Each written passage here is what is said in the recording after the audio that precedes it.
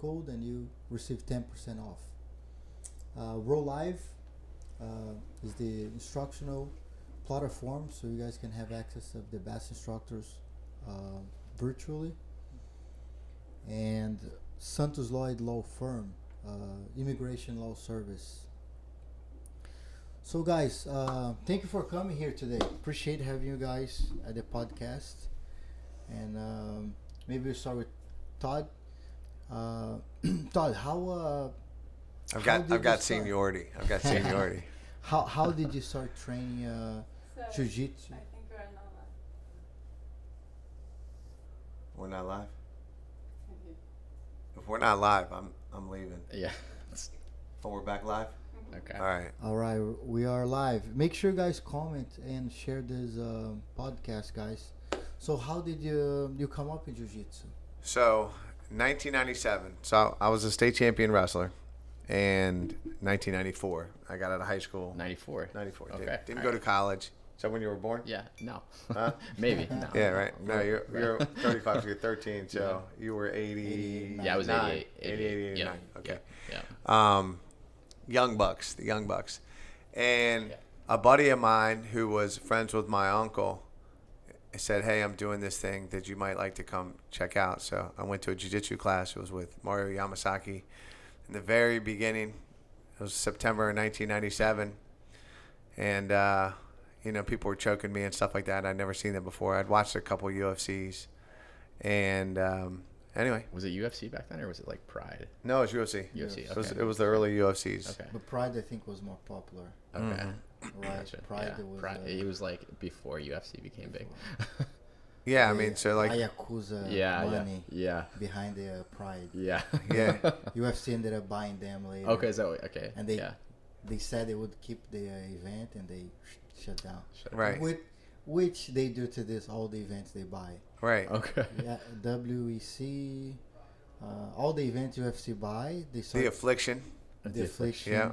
They buy everyone out and they close the Monopolize, huh? Uh-huh. Gangster. Gangster. Yeah. Gangsters. Capitalism. You gotta do what you gotta do, right? That's right. That's right. Get big, get bought, and leave the game, or buy everyone out. I used to go to the early ones in Atlantic City, and everybody was always nice. Dana White was always nice. So I mean, Oh, cool. He's I got nothing but love. Yeah, for sure. I think what we're doing now, Yeah. it's a big influence on MMA. What UFC ended up Sure. advertising jiu-jitsu to the world. I think Right. it really impacted us. Right. Interestingly, in 2000, 2001, I was gonna have my first pro MMA fight. Oh wow. And So this was after getting choked out in the gym and everything like that. Yeah, yeah. And So you then were like, all right, you're hooked. yeah. So then Okay. but I'm fast forwarding a lot here just because. So Brian Simmons was running Grappler's Quest, and he had a fight, and it like nobody used to get paid back then. Like nobody got paid. Sure. And I was getting $1,000 as the top bill on the fight. Right. All right. That's.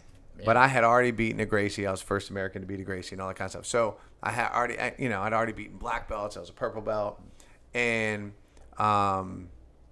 so it was hard to find a fight. It was guys weren't jumping up and down to jump in with one of the best American grapplers at the time.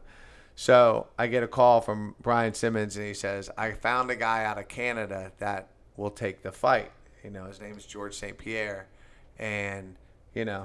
I talked to Lloyd. I was talking to Master Lloyd. I said, all right, let's go and see. Or maybe I was a brown belt because I was talking to Lloyd because I left Yamasaki a brown belt. So I went to talk to, maybe it was 2002. Anyway, so I went and talked to Lloyd, Master Lloyd. Master Lloyd's like, this guy's a really good athlete. He's not a grappler. You can win this fight, but this is going to be a fight, right? This is not a good first fight. You want your first pro fight to be somebody that you can roll and look good, and you don't want, somebody who's a, really tough opponent on your first fight.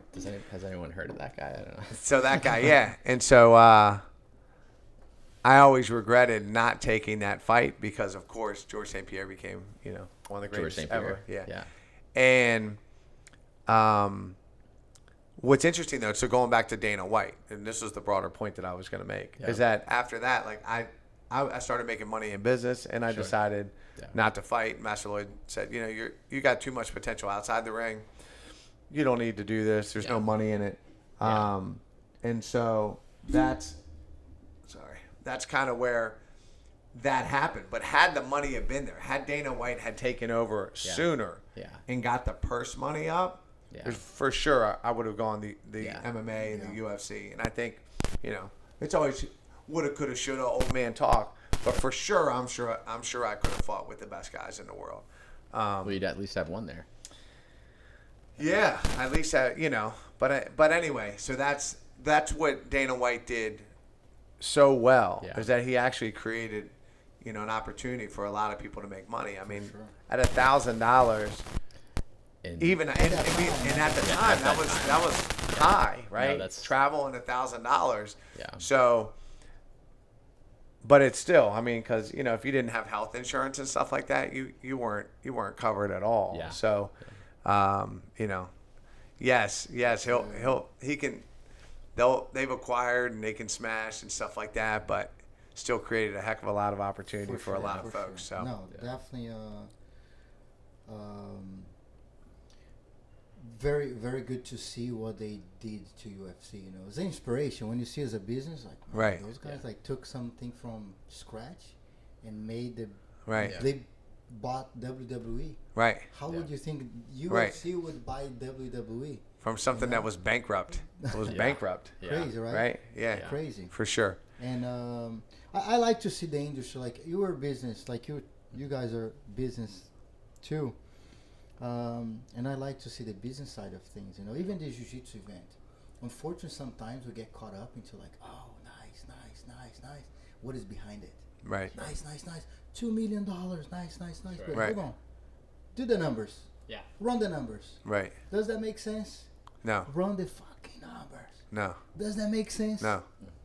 What is behind it? What is going on behind it? Right. That's the question, because a lot of people will be like, oh, that's so cool. Let's follow it.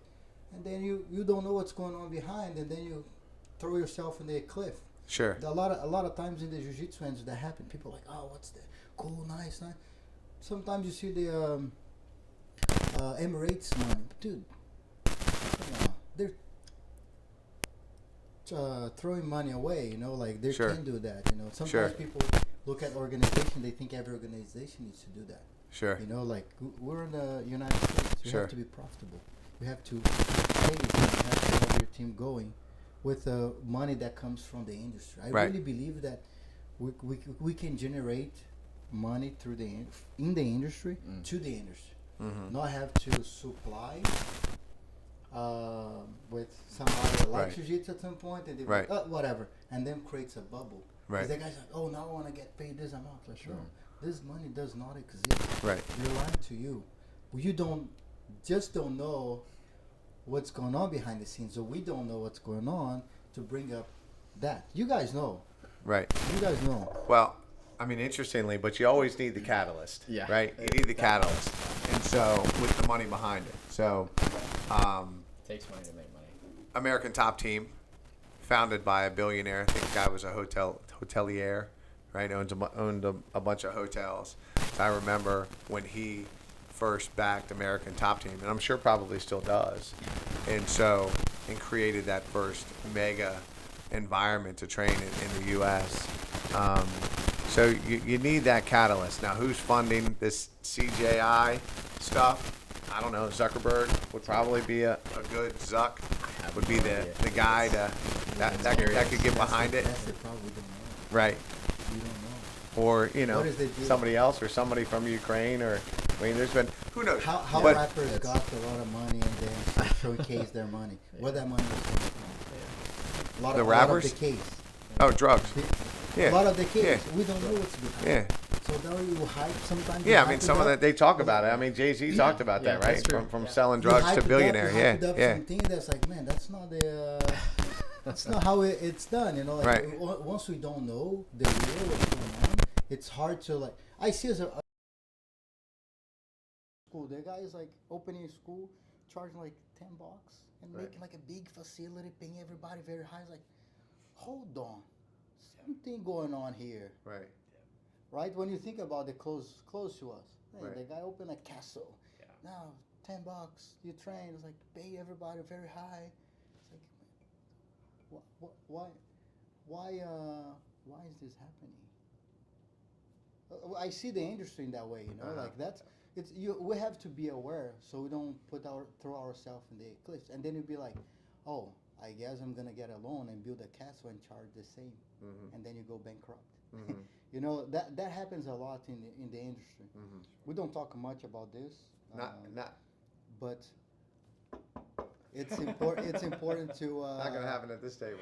Yeah. no, but it's important to understand what is behind Well, it. I think it's an interesting point because probably one of my, and coincidentally, he's my brother-in-law. He makes good business decisions, pretty business savvy. But I remember him telling me when I was gonna, start the gym. He's like, like just from a math perspective, this doesn't add up. Like, you're not gonna make money on jiu-jitsu.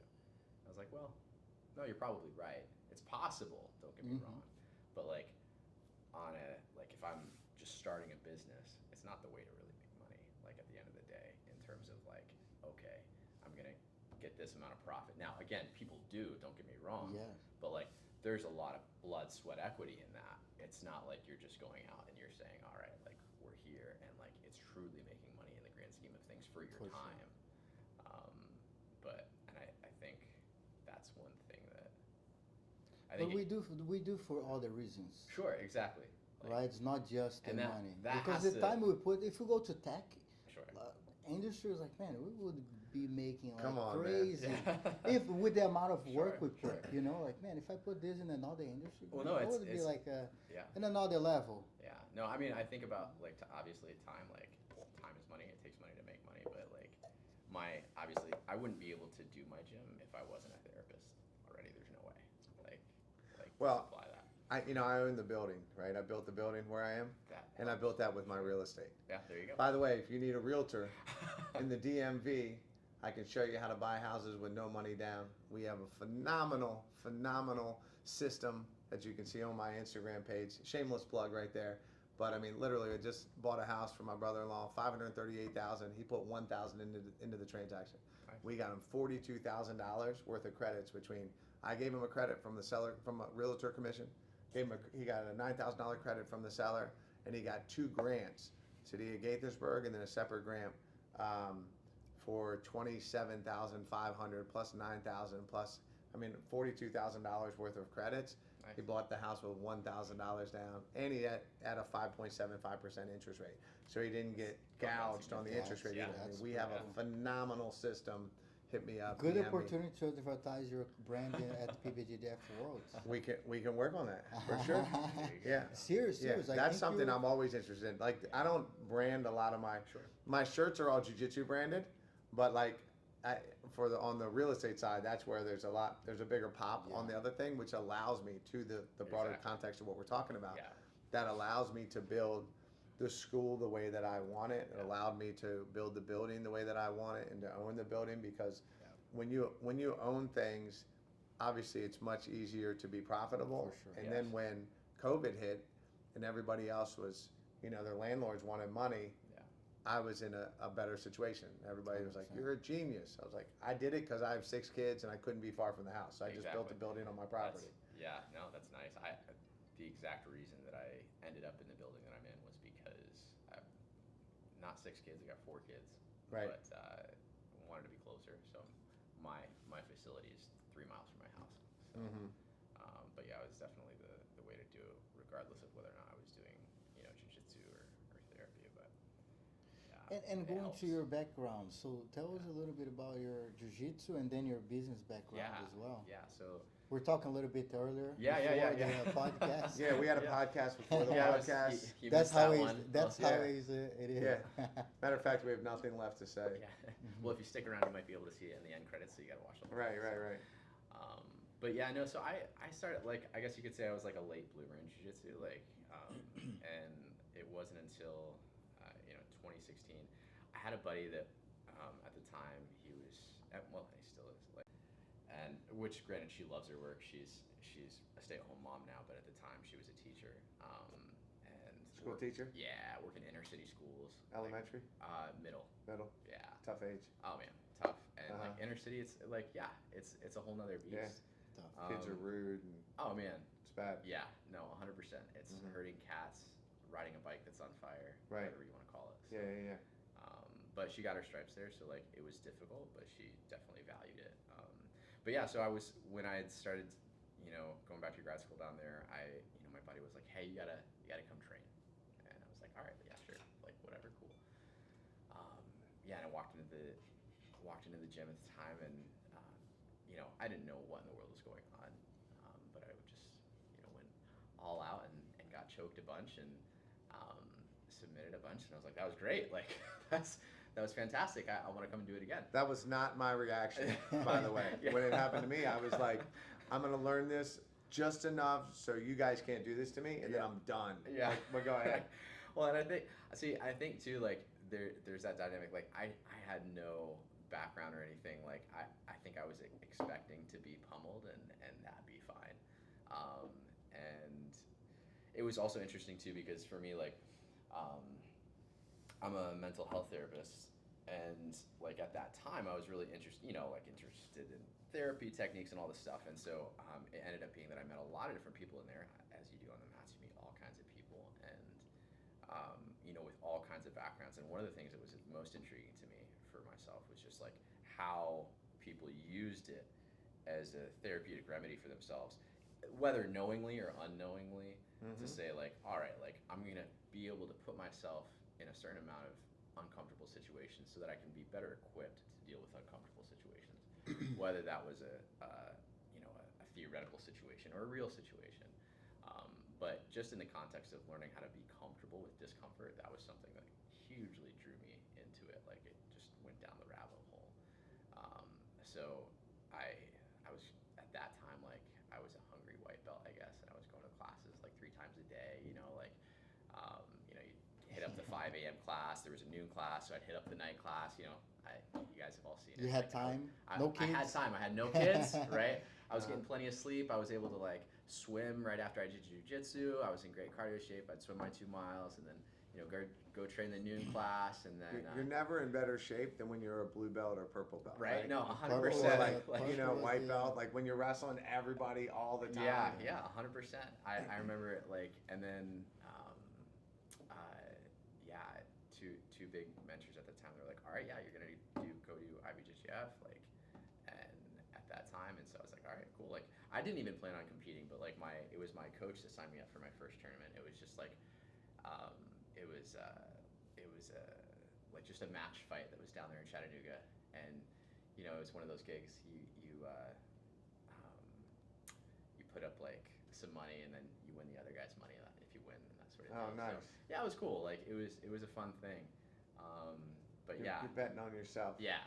So I won that one, and the rest was kind of history, and liked it at that point. But I found out like a week before. He was like, oh yeah, you're gonna do this. Yeah, so that's kind of how I started jiu-jitsu, and once I finished graduate school, we had our first daughter, and my wife's family lives up in Virginia, and so wanted to be closer to family, obviously. And at that time, I was working for the University of Tennessee in Chattanooga, which, I mean, thinking back now, it's like, man, I don't know how I would have continued to do that and still, like, again, don't get me wrong, I loved working for them. Great people, great place. But as far as the quality of life that I wanted and the salary, it like wasn't there to supply that. But we ended up moving, which probably for that first year and a half, I just was in a huge depressive slump. And the reason being, like, I missed my training partner so bad. Like, it was something, I was doing every day, like, and huge part of my life. But, time took time, and reacclimated and found some good training partners up in the area. But it was, again, it wasn't as prominent as it was in Chattanooga. Like, in Chattanooga, you've got a bunch of areas you could train with lots of times and that sort of thing. But, yeah. Where you were in Virginia? Because up here there's a ton. Yes, here. Sorry, excuse me. So that being said, like where I was, right? So I'm out by like, Front Royal or. so like even south of Front Royal, I'm in Newmarket, which is like just north of Harrisonburg. And Did you drive up here this morning? I did. Yeah, How long did it take you? It ended up being 3 hours. Wow. But yeah. So left Much at 5. appreciated. Yeah. You guys see the work behind it. Yeah, it's well, and I guess that's also the beauty of being self-employed, right? This would have been on FaceTime with me. Yeah, 3 hours. Right. Well, again, the beauty of being self-employed is I can say, do I feel like going out for a podcast? Sure. Like I'll do that. Mm-hmm. Like, You still have to get up at 5 a.m. I do, but you know what? You know, having 6 kids, you're probably up at 5 a.m. for one reason. I'm not up at 5 a.m. You got 4, you got 5. I got 6. 6. Yeah. So, which coincidentally, none of my kids woke me up last night. So hey, Got a good night's sleep? I got a good night's sleep, and I was We're ready to train. Where are the mats? Yeah, Where are the right. mats? We're That's gonna the roll. future. I got the think, key in the car. I think at some point we're gonna have the mats and buy the podcast so there we you can go. train afterwards. Yeah. Or we can record training after too. Show you some stuff like what we're good at. Absolutely. Train, yeah. I mean, have you got to learn. fun. If you don't learn the Margolis shrimp, your shrimp game is weak. Awful. You We know what I have mean? to maybe do a Yeah, instruction on the that. Margolis shrimp is by far Mongolia the shrimp. best shrimp. We have to look It's it the up. only thing that didn't change for 50 years was the shrimp, right? Sure. The shrimp drill. Yeah. So I don't know. Like, 2008, I changed it based on my own suffering with Alexandre Ribeiro in like 2004 or 5. Gotcha. I got tired and couldn't escape the mount. Did what most people do when they can't escape the mount. What do? What do Turn most their people back, do? Turn their back. They give their Yeah, back give up. their back up. They give their back up. I tell my students, I say, if you watch the UFC and people, they give their back up is like it's the more honorable way to die, right? Yeah. I don't want to die you Soldier's smashing death, my yeah. face. How'd you lose? Well, you smashed my face in. Yeah. No, how'd you lose? I got my back and I got caught in a choke, Yeah, right? sure. Sounds better. But in reality, you smashed your face in, you turned your back because you couldn't escape the mount, Yeah. and you know. You give it up. Yeah, you gave it something. up. You wanted to get submitted. Sure. So, Or thinking about having a better chance of maybe during the transition escaping. Some people I mean, think. it's just natural. You're punching me in the face. I want you to stop punching me in the face, Yeah. So I'm right? gonna turn. But if you know how to escape to a better position, which the Margolis shrimp all goes through, I mean, it's fact. Let's Yeah, we can one work on day it. do, Happy with any of at you the, guys. Yeah. let's Because do what that. what frustrates me is like I have a video that I commented on Luke Griffith versus Pena, and it has like 500,000 views and Sure. created a firestorm because I was like, what in the heck? Because he turned and I have this whole thing, and it really it dawned on me that you need to keep your head on the mat. Like when you do the normal shrimp drill, the head's off the mat, right? So I do the shrimp drill. I call that the hip escape drill. And I call the shrimp drill should be with your head on the mat, and your head should never lift off the mat. Sure. And to take it a step further is anytime somebody passes my knee line, Sure. I go head on the mat because I want to get longer. Sure. I don't want to get smaller, Create distance. right? Yeah. And so you see, like people always turn in, they turn in, they give up. If you have frames. Even if you have frames, if you turn in, you can always grab the head, right? And then that's how people take the back from one side or the other. But it's very antithetical. But it's like, I'll let you pass. And when you think about jiu-jitsu, you're thinking about points all the time. But if you take the points out of it and go, I'm not going to worry about the points. All right, he passes my legs. Everybody balls up because we're trying to bring our knees in to block from the point. Yeah. But that's how they go over the far shoulder. They cup the head. Sure. And I was watching some matches of Marcelo Garcia back like in 2005 and 7, and I was watching that he was waiting for people to pick their heads off the mat. Guys would be turtled when he tapped out Alexandre Ribeiro. He was on Alexandre's back. Alexandre looked up because Salo said something to him, and he went and he sunk in the choke. Yeah. And he was patient. He waited for it. And then I watched him when he was doing his, when he'd go to north-south and he'd sink in the choke. Yeah. People would lift their head off the mat trying to frame. Yeah. Their heads would come off the mat, And he'd wait. and he would wait, and then he'd sink his arm in underneath. Yeah, no, I mean, to your point, that's like what you were talking about earlier with timing. Right. Right. Like, I think part of really what distinguishes that, someone from, just starting jiu-jitsu and then having some more season and time under their belt is knowing the timing, like knowing when to do what, right? It's Right. not necessarily knowing the moves, but Right. rather, hey, when is that actually going to be applicable and when is that going to work? Right. Right. So, And I'll tell you one more thing. When you talk about structure, right? If you think about wrestling structure, okay, and I stand up, this is good structure, right? My head's up. Sure. I don't wrestle like this, Sure. right? If I'm in the guard, this is good structure. Sure. I don't wrestle like this. Sure. If I roll over to the mount and I shrimp, the normal shrimp curls your head like this. Sure. It does. It's true. So why? It's the opposite Yeah. structure. So why would So you? if somebody's in the mount and you're doing bench press, would you bench press like this, or do you get your head on the mat Sure. and then people lift up and it's about pushing down, and hand position, and bridging off the bottom leg instead of the top leg? Sure. Because normal shrimps off the top leg, but that lets people dismount. Yeah. I mean, it's a whole well thought out system that started. I was talking to, I was trying to figure out, I was like, because if you watch at the highest level, guys don't escape the mount very well. No. When Hodger Gracie gets on people, nobody escaped the mount.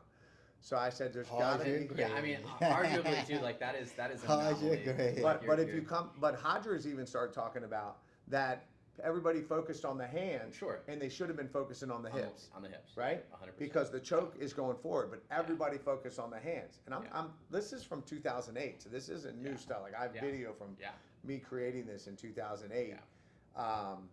And then I have instructional on BJJ Fanatics and you can stuff see, like that. But you can see him when he does that too. Like all of his pressure comes off of his knees, like when he leans over for that cross choke. Right. Like you can see that. So I mean that is true. Right. Like, So if your hands, I don't address the choke. You put the choke, I'll do it with anybody. Anybody.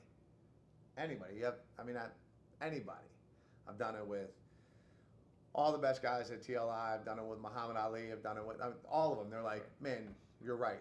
This is where the focus should be. Sure. Don't address the hands because you're never going to beat it. No. Right? It's always to the hips.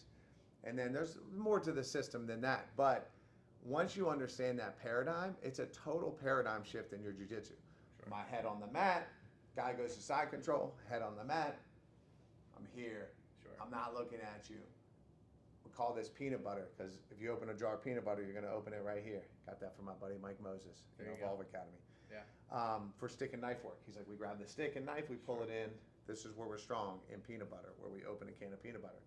Well, that holds true when escaping and not bridging and creating hooks and things like that. Giving them all the space Learning to and- bridge just here. And so like you'll notice like at your events, my kids are really good at escaping the mount. I don't know if you've ever noticed watching my kids. Like that's a Don't thing. try to pay I don't attention. care if I'm like, you can lose, nobody's gonna mount you. Because what's more important in the street as a martial art? If the kid gets tackled on the playground, Get on top. that he knows an arm bar, Sure. or that he knows how to escape somebody sitting on their chest. 100% of the time, it's more important that they know how to escape from the chest. I just did something at a local school where they invited us up. And of course, I had my boys there with me. And they're wrestling around. And then a line of 15, 16 kids, like some big, some small, they wanted to wrestle with the boys. Sure. I was like, well, I don't know if I want everybody wrestling, because we didn't have a lot of mat. But I'll tell you what, I'll let every one of you start in the mount on my boys and see how long you can hold it. And all of them are really good at the Margolis shrimp. Sure. Nobody held the mount for more than 3 or 4 seconds. Nobody. Nice.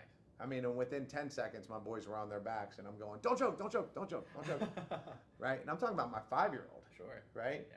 Who you've seen. You've seen my 5-year-old. Mm-hmm. So double legs, Yeah. world-class double legs. Right on. My nephew's at the Olympic Training Center right now. He just got a job with USA Wrestling. Hey, What's up, cool. Marty? So we're gonna be solid on takedowns. Yeah. We're gonna be phenomenal on our feet and on the ground and escaping them out.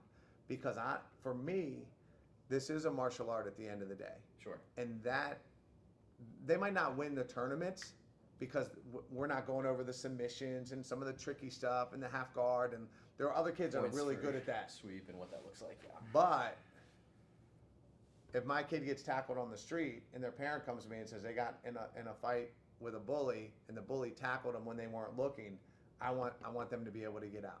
I don't want them turtling and getting punched in the face, Sure, yeah.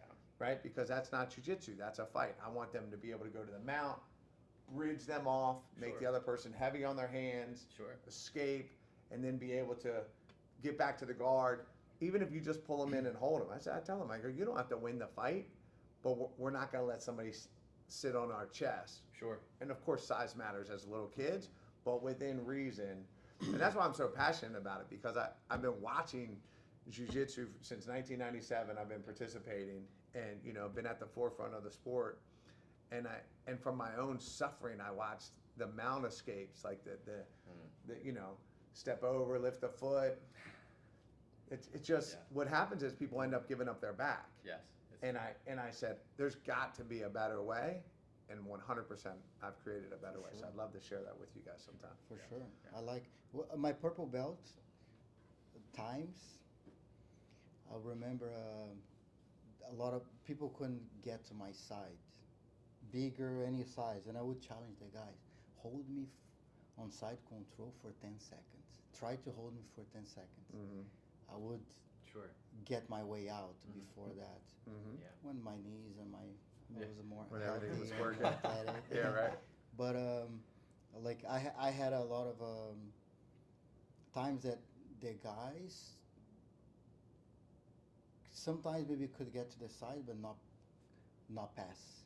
I would always recover or not allow the points, because I understand the point system is about, like, a lot of times when I moved to the US, a lot of people are like, oh, no time limit, right? No points. Mm-hmm. It's like, but the point system, it guides us through a direction, guide us through control, right? Every time you score a point, that means you're in more control. If I take you down, I'm in a better control. If I pass your guard, I'm in a better control. For sure. If you sweep me, you're in a better control. If you're mount, you're in better control. For sure. So we understand that the point system, not even to like train, is important for you to understand, because the path is towards a submission. You score enough points that the next step is the submission. Correct. Sure. You can't go more Correct. farther than the submission, right? You Correct. have to go towards submission. Correct. So I really like the point system, because that really sets the tone. Like, hey, you win by this amount of points. More points you win, and we have a time limit that you need to score or submit. The goal is submission always. For sure. And this way we take I like points, by the way. I'm not no, anti-point. For sure. I'm just saying that sometimes Well, no, I mean, you can think about a position in terms of points and then not points. But I'm a big fan. One thing I didn't like about CJI is I didn't like the lack of points. I didn't like the unclear scoring methodologies. I do think, I mean, I think it's relevant, obviously, to know, too, that, like, it's, no system is perfect. Right, like no system is going to be perfect. Except for the Margolis shrimp. Yeah, right. Except for that. And PBJJF. Yeah, there you go. Sorry. Aside from those two things, right? No system is perfect, but obviously within that area, though, there's still, as you said, like an intention and a spirit behind the points to be able to dictate. Okay, who is setting the pace here? What are they doing? The part that I think that is often discouraging for folks is when you have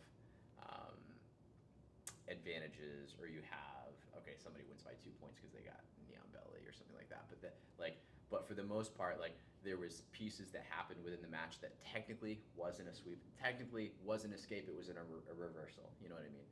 And so, like, I think that's also part of it. It's like, okay, that's not the perfect part of the system, but I think ideally, yes, it goes towards having a finite or a definite clear, all right, this person won, this person did not win. But yeah, there's definitely some nuance to there too, I think. And we have room to try things, like a lot of guys like EBI tried, right? Grappling Quest was like a big event. I remember Grappling Quest was man, the guys were... That was the one, man. They were in the market still, but... No, Brian Simmons. No, he's not doing anything. Job. He's not doing that. But a lot of good people came oh my that. gosh, man! I mean, I wrestled both Almeida brothers. Flavio and Ricardo and Marcelo, I think, competed there. I mean, Garcia, man. Mark Lehman. I mean, Lucas Lepre, Cyborg. A lot of good people. Yeah, Gracie's. Matt Hughes, his brother. Yeah. I mean, dude, when I was out, I mean, all of them. David Terrell. Those more towards David, New York, right? David Camarillo. I mean, New York, right? They were it was more in New York, and right? then they had a Vegas one, right? So I competed out in their Vegas one too. But all the guys were there. Tito was there. Chuck Liddell was there when we were out there. It was cool, man. All the UFC guys used to come and hang out because we were all just wrestlers and grapplers at the end of the day. And there was not many events at the time too, right? There was like a. we had Kip Kohlers, which is Naga, which is still going on. But no. Naga sucks, man. Well, Naga, 20, 30 years in the market, the guys are still doing the same thing from 30 years. Didn't improve much, just made it worse. He gave a lot of opportunity to a lot of people when there was nothing, right? He gave Kip Kohler did a lot. We had a big super fight that Kip Kohler put on that never made it. Some of it's on video, but it never really got out. It was Florida Freestyle, America Top Team, Renzo Gracie, and Lloyd Irvin. Okay. And it was a quad meet of teams, right? And you had like Emery Batecci and me and Lloyd and Rocky Ferguson and Florida Freestyle and the Avalon Brothers and that's when an American Top Team, and that's when I submitted Pablo Popovich and I beat Sean Williams like 10 or 12 to nothing. That was a good tournament. Was man. I beat him, submitted him in 2005, and but anyway, then I got hurt shortly thereafter, and that was kind of the end of the run. But that was done by Kip Kohler, right? I don't remember this one. No, because nobody remembered it because they expected American Top Team and Renzo to win, and then I think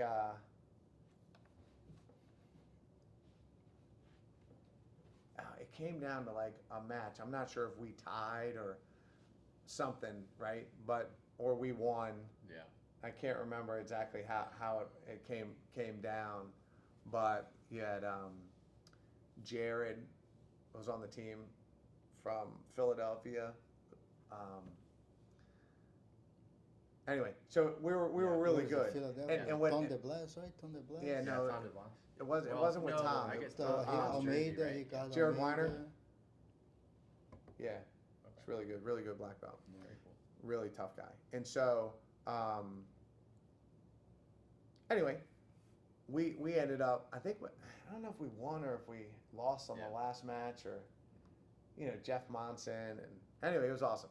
And so, but what happened was it didn't get the result that they were expecting with Team Lloyd Irvin doing so well. Gotcha. That they kind of just squashed the whole media on the whole buzz. And Florida Freestyle did really well too, the Avalon Brothers. Yeah. So they did good things to jiu-jitsu, but now when I used to bring my students, like, man, let's not for everybody like beat up at the side, knees messed up. Most of the guys like, man, this. what happened? I haven't been to one in so many times. So many people are injured. From heel hooks? From all kinds of things, and I don't think that's the tone we want to set for jiu-jitsu. Most of the jiu-jitsu, if you look at the market, is 25 to 50. Mm-hmm. That the industry is held by this age. Mm-hmm. If the kids are doing it, the parents are paying, so they're still supporting the industry. For sure.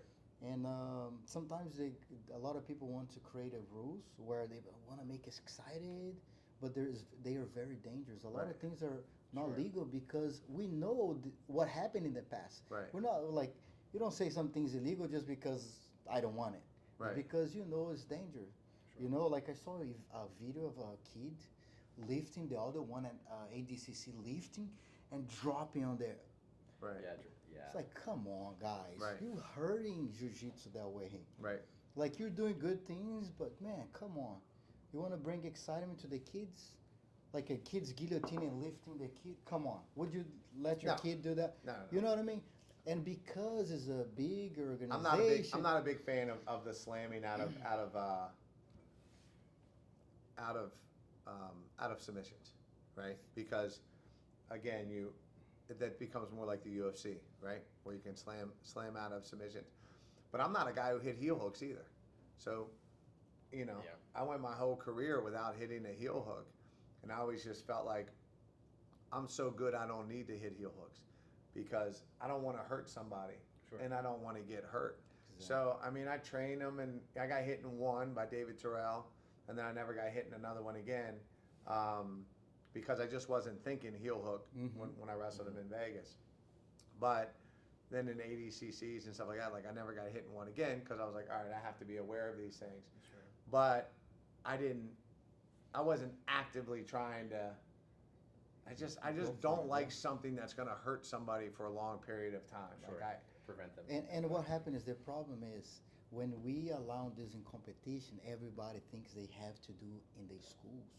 And they start following things that, man, you shouldn't do that. Right. Maybe for the top professional Right. guys, they're getting paid high. Cool. I know But then my you young have- guys want to train heel hooks, You and I'm have like, white guys, belt, you have white belts like come like I want to get a hook.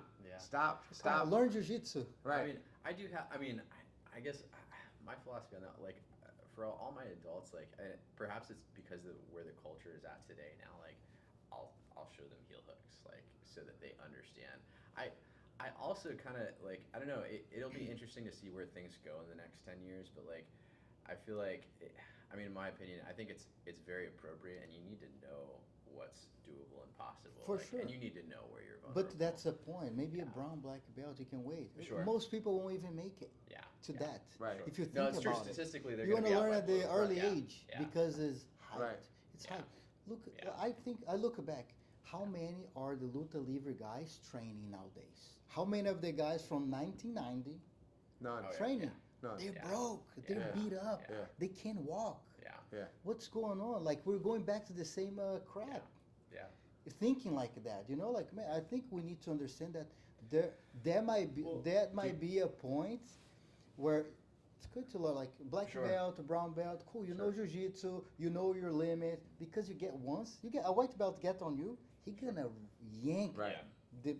No, I mean, Like, it's my chance. I mean, that's the thing too. It's like if I think about like where the majority of my injuries have come from, it's from my white belts. Like, But you survived. How many people we kicked out of jiu-jitsu because of that? Yeah. That's the problem. Right. We Yeah. kick so many people out. That's why we don't grow. Right. Yeah. We think we only have to, like at my time, Sure. I was the 11-year-old kid going with adults, getting smashed and beat up. Yeah. Right. Yeah. Because the white belt doesn't, I'm a yellow belt, the white belt, I don't care. It's like, he's a yellow belt, it's not a kid. I'm going Right. to smash this kid. Sure. Right. Yeah. I survived, but Yeah. I'm the only one from my generation Yeah. that made to the black belt. Wow. Sure. What's going on? Wow. Yeah. Well, and that's sad. Most of your friends, how many people come and go for our generation, Uh-huh. for your times? How many people made it?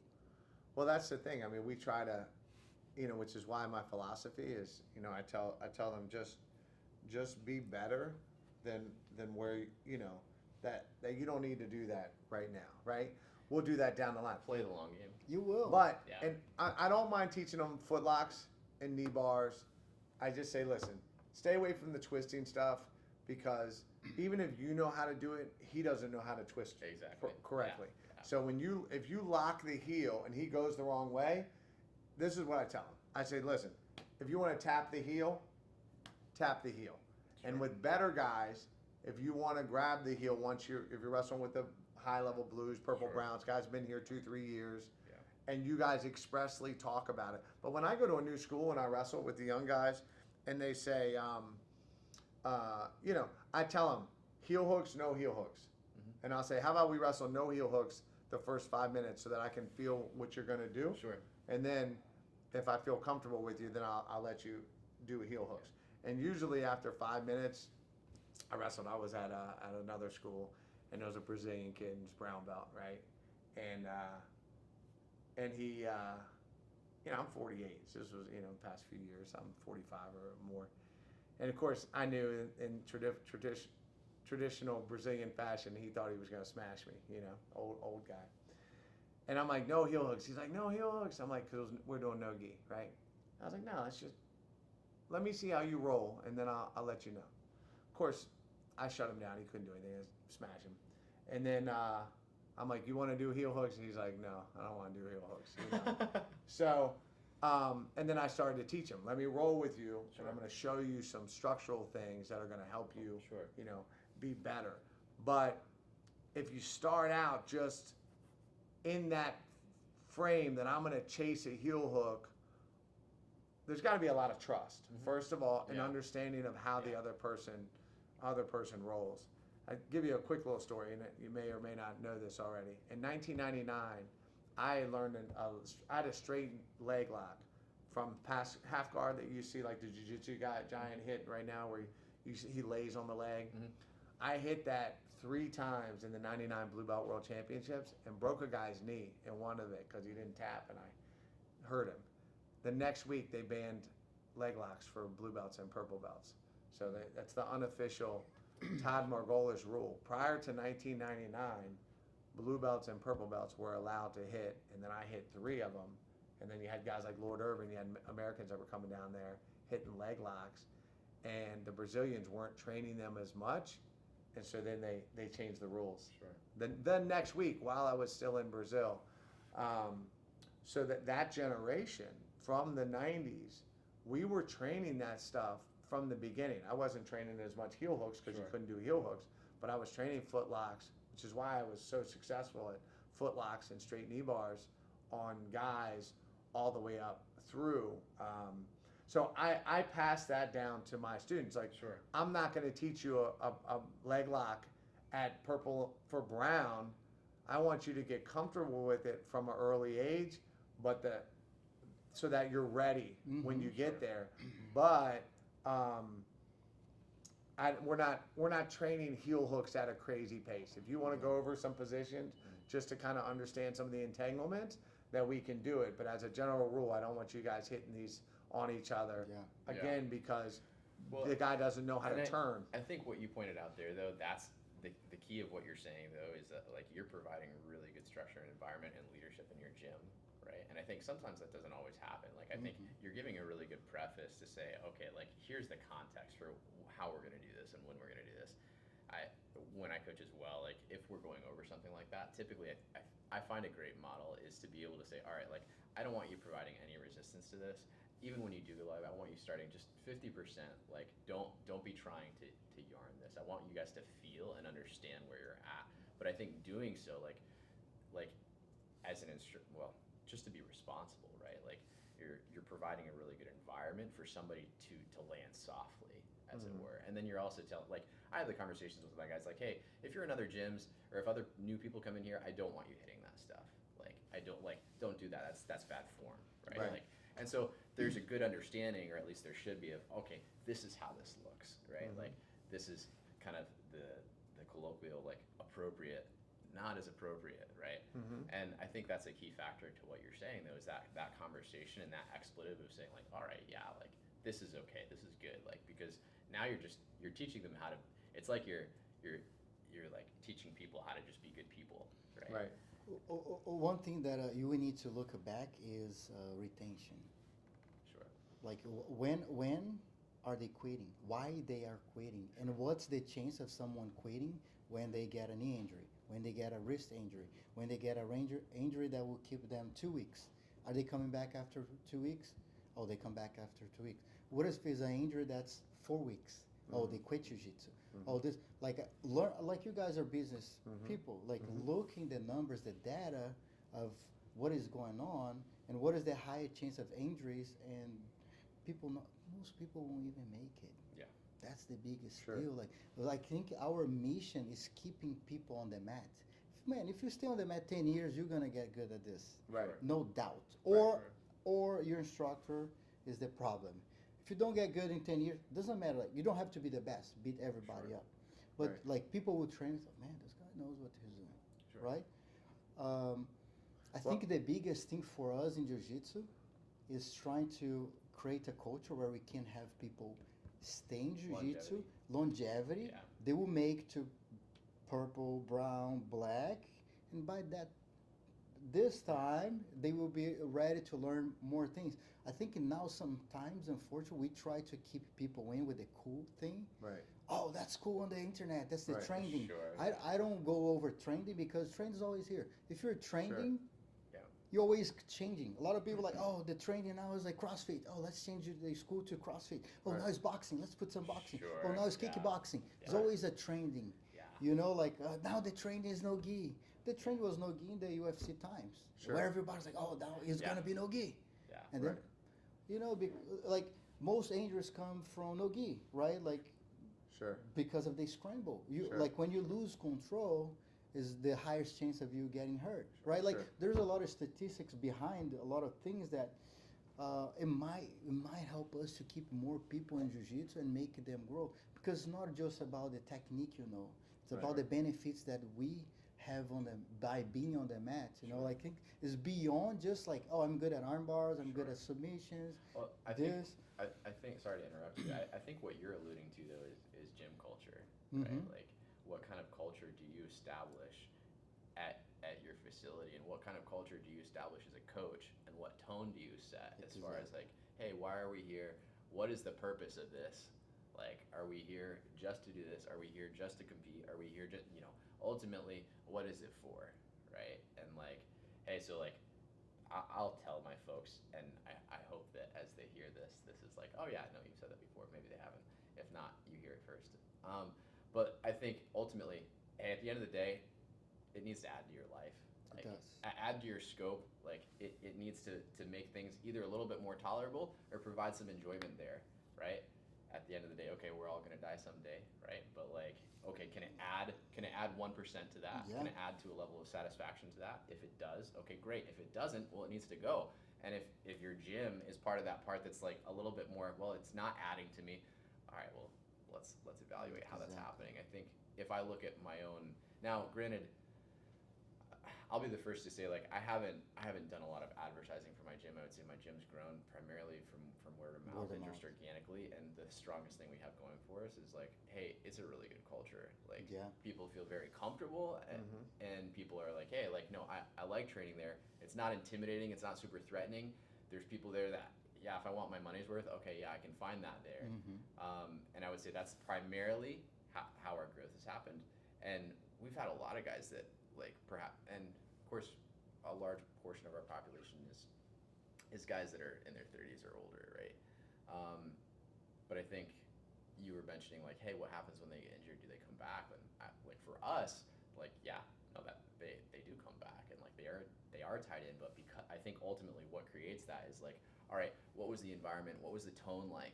Right? Was this something that was adding to me consistently, so that, yeah, if I say break my toe or get a hernia or, you know, pop my knee, or, you know, something that's random, you know, all right, do I want to come back? Does it add that much more? And I think that when you're providing that, like, yeah, they're gonna come back. But I think that when you're not, all right, yeah, now you're battling uphill. I think schools should have a track of what's going on. Sure. Oh, why he quit? Oh, he stopped because of this injury. Hey, what happened? Because like the military training was one way in 30 years ago, and they track like, hey, what's going on?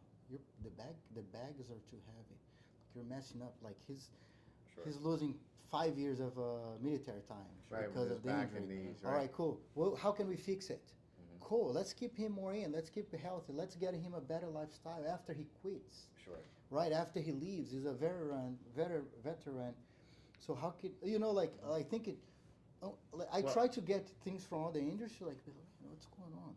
I'd like to tell you that I blame you completely though, because it's all your fault at my school while we're doing submissions, because I started coming to your tournaments. Which sets the tone, right? Literally, for the first 3 years of running my kids program, I taught 0 submissions. I didn't teach 1 submission in 3 years. Is that amazing? It's great. It's great. How many schools will go 3 years without teaching 1 submission? It's good. None. Both are positive. Nobody would do that. But what I was modeling myself after was the Russians, who the kids don't even compete. Yeah. Because they just focus on technique for wrestling. Yeah. But then when I started, kids wanted to compete. They want to compete, right? Yeah. And so we said, okay, let's go to the PBJJF. The most organized and professional event that's right. Comes up, well, which is true. And no, it is very well run, 100%. And I love it, and which is why we support you guys, and you do a great job. And you're fair. You know, things happen. Then you need to be able to talk to people, and it's hard. It's hard running tournaments, and you're very fair. Even it's not always going to work out perfectly, and that's just life. But I didn't teach submissions for 3 years, and focused on, I've always, Master Lloyd, position before submission, right? Top, bottom, perpendicular, and parallel. I have my head in the box systems, all the things that I'm concentrating on with a long-term goal of when you get to Black Belt World Championship, you'll be a monster. Yeah. Don't worry. Once you're structurally sound, like how did I win the Black Belt Pan Ams after 15 years off, first tournament? Structurally sound, stay in position. Same things I preach to the 5-year-olds, right? Sure. But none of it was focused on, my wife's like, well, when are our kids going to wrestle? I'm like, I got a system. I'm building them. I'm not worried about that. Yeah. It's not like my daughter's in gymnastics and they're competing. I'm not interested in that. I'm doing something. But conversely, our second tournament with you and I'm a small school. And we took second. You came strong. But Grand Slam, right? We took second. The Grand Slam. In the no-gi out of 30 teams. Baltimore Grand Slam, I remember. Yeah. And with barely knowing submissions, right? But it's that position before submission. And now kids, like it. And so, what you have to address it because kids, you can get out of it, right? Sure. But it is that philosophy that you're talking about. It's that culture that you're talking about. Like this is not the goal. I don't care that your 5-year-old knows an armbar. I don't care, in the adult class that an inverted saddle to a heel hook. Like if the young guys want to stick around afterwards and watch YouTube and do that and then ask me questions and then I can help them, well, this is what I think. First of all, I don't invert that much anymore. Like that's just not in my. Why not? What's the problem? Right. My 2 trips to CPI, Cellular Performance Institute down in Mexico. What's up, Scotty, Ed, Clay, Lola, and we talk about that. So I want to ask setting about up that. another trip going down at Texas. Steam cells. Yeah, so I've done that twice on 5 discs in my back, and it's been good. It's got me in a much better place. I think I need one more trip, and I'm not shoveling snow anymore. I shoveled snow for 4 days this past year by myself, and I have like 300 feet. Get the kids to do it. I'm a moron. I'm a moron. I freaking messed the nerves up again. Yeah. Thought I was feeling good, Yeah, well, that's usually how it happens, right? Yeah. I'm feeling great, But anyway, so just that, just everything that you said and everything that you said about how jiu-jitsu should be, because I tell the parents, I say, you can't get any of the benefits if you're not on the mat. I can teach your child nothing if they don't show up. Sure. Right? Yeah. That's another thing that we do in my school. I never yell at parents for being late. Some schools, they yell at parents for being late. I don't yell at anyone for being late. I tell them, I'm going to yell at you when you don't come. Yeah, I never yell at you for trying. It's funny that you say that because it's like people will ask me, hey, I'm going to be like 5 or 10 minutes late. And I say, hey, I don't care if you show up for the last few, I just want you, hey, if you're here, great, come. Right. Yeah. Like if you have, and I remember even when do your best. Yeah, that's really all that matters. It's also interesting that you say the thing about position because I think back to the last 3 weeks and literally the thing that I've reiterated the most, I believe is simply, I want you to be able to control, right? I want you to be, whether it's from standing, or I want you to be able to frame and escape. I don't care about but I want you to so specifically for standing because we try to do a fair amount of standing, because I believe in that. But the biggest thing I think for many is I'm not concerned about your necessarily your entry into a submission position or how well I want you to be able to first control and not be controlled from standing. Right. The submission comes after control. Exactly. They expose. Oh, they get out. They turn their back. Yeah. Things happen. They give up things when you're in control. Yeah. That's a great. I think we have a great jiu-jitsu in the. I think most schools are great. Sure. It's hard to find one that is not. I think a lot of people, they have different. I think it's open. Jiu-jitsu have all kind of type of style, right? Sure. Like Methodology. For sure. I think it's open for that, which is great. Help us 100%. to improve. 100%. Really help us improve. And technology helped us a lot to see what's going on. Sure. Hey, what they doing here? What they're doing there? Right. So it opened a lot because before we only. Very closed. We're only here, right? Sure. You couldn't leave your school. You were creonte, Yeah. right? Remember that? Creonte. They made that word up, creonte. I was like, come on, man. I think creonte comes from, what happened is creonte comes from Do you know that word? I don't know that word. Yeah, That's the new. word And, is. yeah. I think people misunderstand some point because creonte comes. What happened is like back in the day, right? Like you got a kid, you got somebody that, hey, I want to do like you help him, you pay his membership, you pay his tournament, you pay everything, you help him out, you give him food, and then he's like, oh, the grass is greener on the other side. See you. Right. And leave. I think that's the creonte, not the regular student. Regular student is a customer, man. Yeah. You have a restaurant. Somebody doesn't like your food, they Yeah. go to another one. Right. Let me try to get a better product, Yeah. right? Yeah.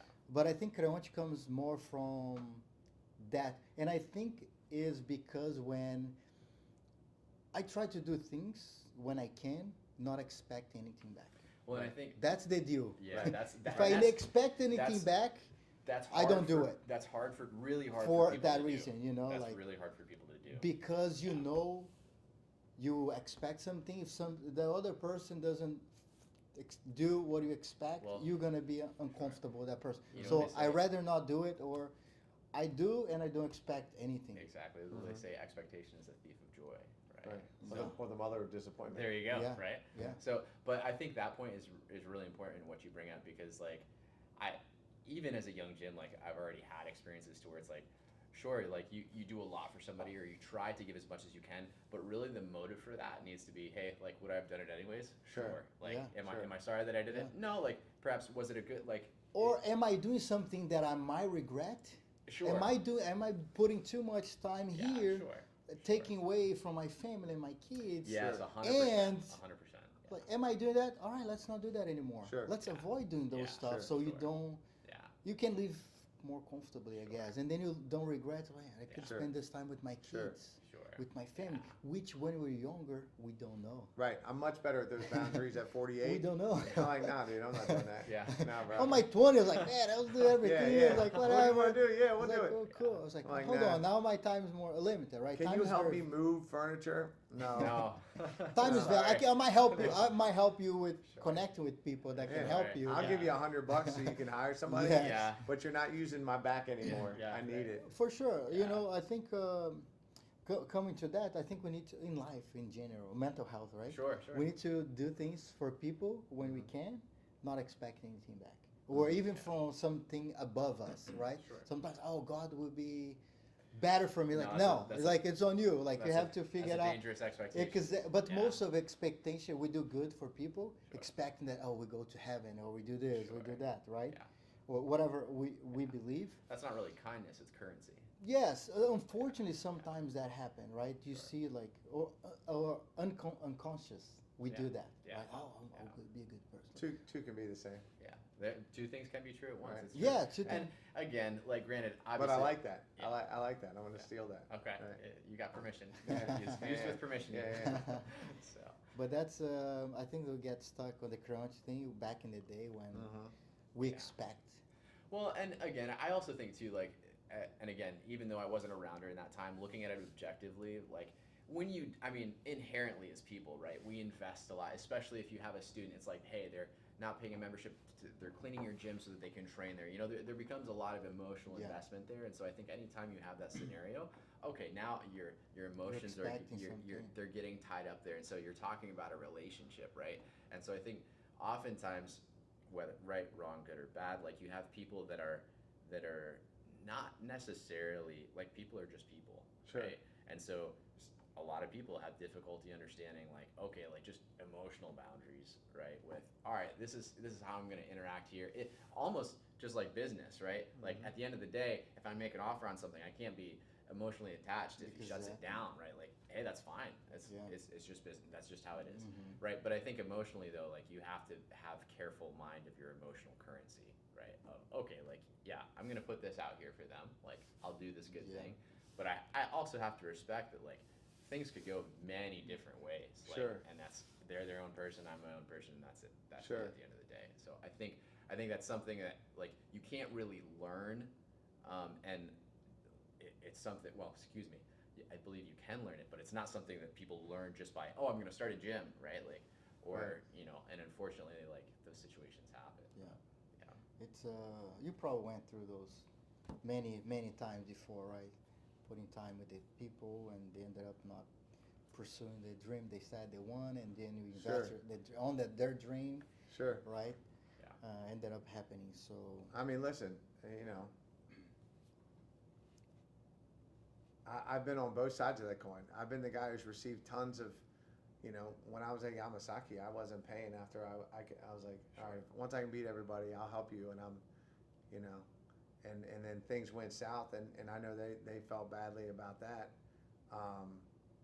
But I also, there was a lot of, back then, like, and I really like Mario, like, and I'm grateful because Mario was the, like the godfather of jiu-jitsu in the area. Yeah. Like, he brought jiu-jitsu here. And, but also that back then there was a lot of people tried to control their students, like, and I was a wrestler by trade, so for me it was, That's a different environment. I'll wrestle with anybody anytime to get better. All I want to do is get better, and if somebody over here can make me better, I'm gonna go over to them. Sure. So I was training down with Lloyd, and then I was going out, you know, like if Eric Paulson was in town, or if Sure. Higa Machado came to town, and they were at Trident Academy. Pat Trey, what's up, man? And I would go down there, and you know, and just, but the goal was to be as good as I could be in the period of time. I mean, like, my whole jiu-jitsu career was like 6 years, right? Sure. So to you know, take second in the trials, ADC trials, and be invited for a super fight, and then do you know, be the first American, you know, black belt Pan Am finalist, and they highly cheated me there, and then to take third in the absolute, losing to Jacare, and like, think of that in a 6-year jiu-jitsu career, right? And have, you know, I remember Helson Gracie when I won in Brazil, my first match at black belt. Then I lost to Roberto Godoy, and he's like, man, you come down to Brazil and you win like this, I thought 5 years you were too fast to get your black belt, but you deserve it. You know, you come to Brazil and win. And you know, and I wrestled Alexandre, and I wrestled Shaolin, and I wrestled Salo, and I beat Mark Lehman, and beat Migleries, and I beat Florian, and I beat Popovich, and I beat, like, so, you know, to do all that, think about all that in a 6-year career with almost no black belts around me, right? Because Mario wasn't a world-class jiu-jitsu black belt. He was a great leader, but he wasn't, you know, like a world-class competitor black belt. Think about all that in 6 years. Think about how much work it must have been for me to go out and find information, for sure. because it that wasn't much, was there. Huh? It wasn't that much, was it? What, that much work? Yeah, right? And it was like, and we were going to the Arnolds, and to win Arnold's purple belt and brown belt worlds, Sure. and you know, and to make the purple belt finals, and I got hurt, and to wrestle Kakara twice, and you know, like, Pejapano, like, I wrestled, everybody wrestled Almeida twice, you know, Ricardo Almeida and Flavio Almeida, and like, dude, like, there's nobody in that era that wrestled as many big names as I did in that time. And that's a 6-year period from start to finish to getting Sure. hurt. Yeah. It's quite incredible when I look back on it. And I had great training partners. I had Mike Moses, was my best buddy, Nakapan Fungaforn, who owns Beta Academy, and Murillo Santana. And I was at the tip of that spear.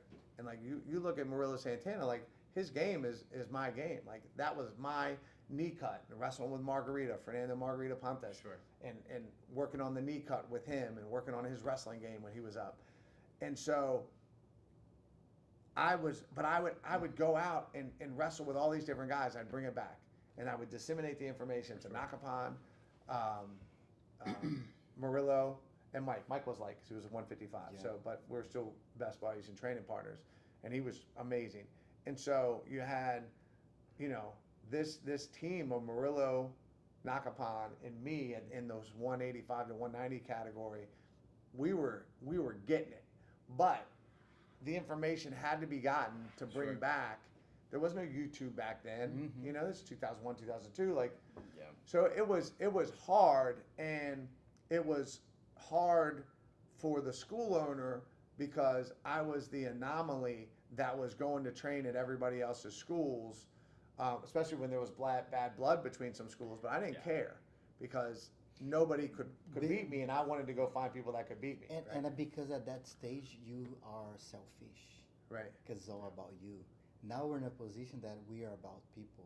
But when you're an athlete, but it needs to be it about needs to be about the athlete. It needs to so be. like I don't tell any of my athletes ever, oh, I'm gonna go go learn their No, methodology 100%. Because we are Figure for out what- people. what, We what are they're for doing, people. right? If- I want you to be the best that you can be. I never want you to resent me Exactly. because there are things that I'm great at and there are things that I know nothing about. And I want you to seek out For everything sure. that you can. And if you leave me, that's okay. 100%. That's okay. That attitude though is probably what will keep your attention But- higher. Like that attitude in and of itself will keep more people with you. It will. Like It 100% will. it does. But Like, but I mean, like when you're an athlete, you Yeah. have to be selfish. You have to and be. yeah. Well, 'cause When you're a there's- professor, yeah. coach, Yeah. you have to be the opposite. Right. You have Sure. to be the last. Right. It's all about people, Yes. not Right. you. Yes. You wouldn't leave all your students to go to another place and that's it. You would like stick with your team now. For sure. Right? But one of your guys would leave you just for himself. For sure. Because you're about people. Maybe like you can build that Sure. those people around you to be the best version of themselves. Right. But they I would want try. to be. They want. It's not about you. You Right. want to help them to be the best version of themselves. For sure. As an athlete, you want to be the best Sure. version of yourself. The way you believe is the best for you. For sure. You know, like which needs to be like Michael Phelps. He had to train every day. Right. He had to Sure. be selfish with his family. His Right. girlfriend if he had. I don't know if he had, but you have to be selfish with even other people For sure. to succeed in what you For sure. we want to do. But a lot of people don't want to pay that price. Right. It's very, very small amount of people that will pay the price. But schools back then, with the Creonci, going back to the Creonci, they didn't want to allow you to be that person, right? It was very going back to the original guarded point. It was just kind of touches a nerve on me yeah. because it was hurtful, right? I didn't want to leave. It wasn't like I had a desire to leave, but I had an Yeah, obligation. you're not trying to emotionally hurt people. Or I had tell an them they don't matter. obligation Yeah, sure. to try to be the best that I could be in the limited time that I could be. And I felt a greater obligation to that selfishness yeah. of who will remember me? How will I be remembered? Will I be remembered as the great teammate or will I be remembered as the great athlete? And I wanted to be remembered as the great athlete. And I think everybody, if you understand, like there's that balance, but as a coach, I need to put that first, that he's trying to do something great Sure. and I need to do 100%. whatever I can to help him. And where Sure. and if that means he's got to change teams, Go. I think then you I got to think that- change teams, right? I think that's where, like, as coaches, the adjustment isn't always made because the coach still, many times, you have many coaches that went from athletes to coaches. And that doesn't always work well because if you keep that same mindset that I want to be remembered, right, for A, B, C, or D. It's all about you. Exactly. And so as a coach then, you get into trouble saying, well, I want to be remembered as a great coach and you're not my student anymore. Right. So if you leave me, right, I'm not your great coach anymore. Right. Right. Or And I so, have to do it's- this for me. Exactly. So it's hard for some people to make that transition. Now, For maybe sure. they, or again, Maturity. It's- You gotta be mature. Yeah. Don't worry, I'll take credit for everybody. no right? matter Yeah. what. Yeah, You gotta be mature. That was my student. Yeah. Yeah. No, I mean I can look at people and go, oh, I taught him that. Like Yeah. our Yeah. wrestling camps that we have, Sure. like I have 4 national finalists that come to my house in the summertime for my wrestling camp. And my nephew now at the Olympic Training Center, hopefully he's going to start sending me some, Olympic Yeah. people. Yeah. And I have, communications like, I text Jason Nolf after the CJI and Sure. told him how great I thought he did and stuff Yeah. like that. And I have, but the thing is that I know that I'm only a small piece. I tell the wrestlers and their coaches, like, we're this much of what you're doing in a year. You come to me for a week, it's intense. We're trying to fill you with Sure. awesome stuff, but understand I'm this much. But you can build on that. And then when I watch you wrestle and I see you hit my drag trip, I'm like, Hey. right? But that's what we should be as coaches, right? If we have them a lot, we're going to be a lot more. Sure. But even if somebody comes visiting me for a day, I want to fill their cup. Sure. I want to fill their cup so they can go fill somebody else's cup, Sure. right? I love it when I get something. Like, dude, you want to come by today afterwards and I'll show you some stuff? Come on by. Because I want to fill your cup so you can go fill somebody else's cup. Yeah. Like, I love that kind of For stuff, sure. right? For It's sure. not about the money For or, but it's just that, and maybe that's the wrestler in me and my older brothers, the teacher, like just the environment that I grew up in Sure. where I was poured into and I try to pour into other people.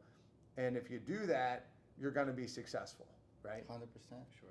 No, I would agree with that 100%.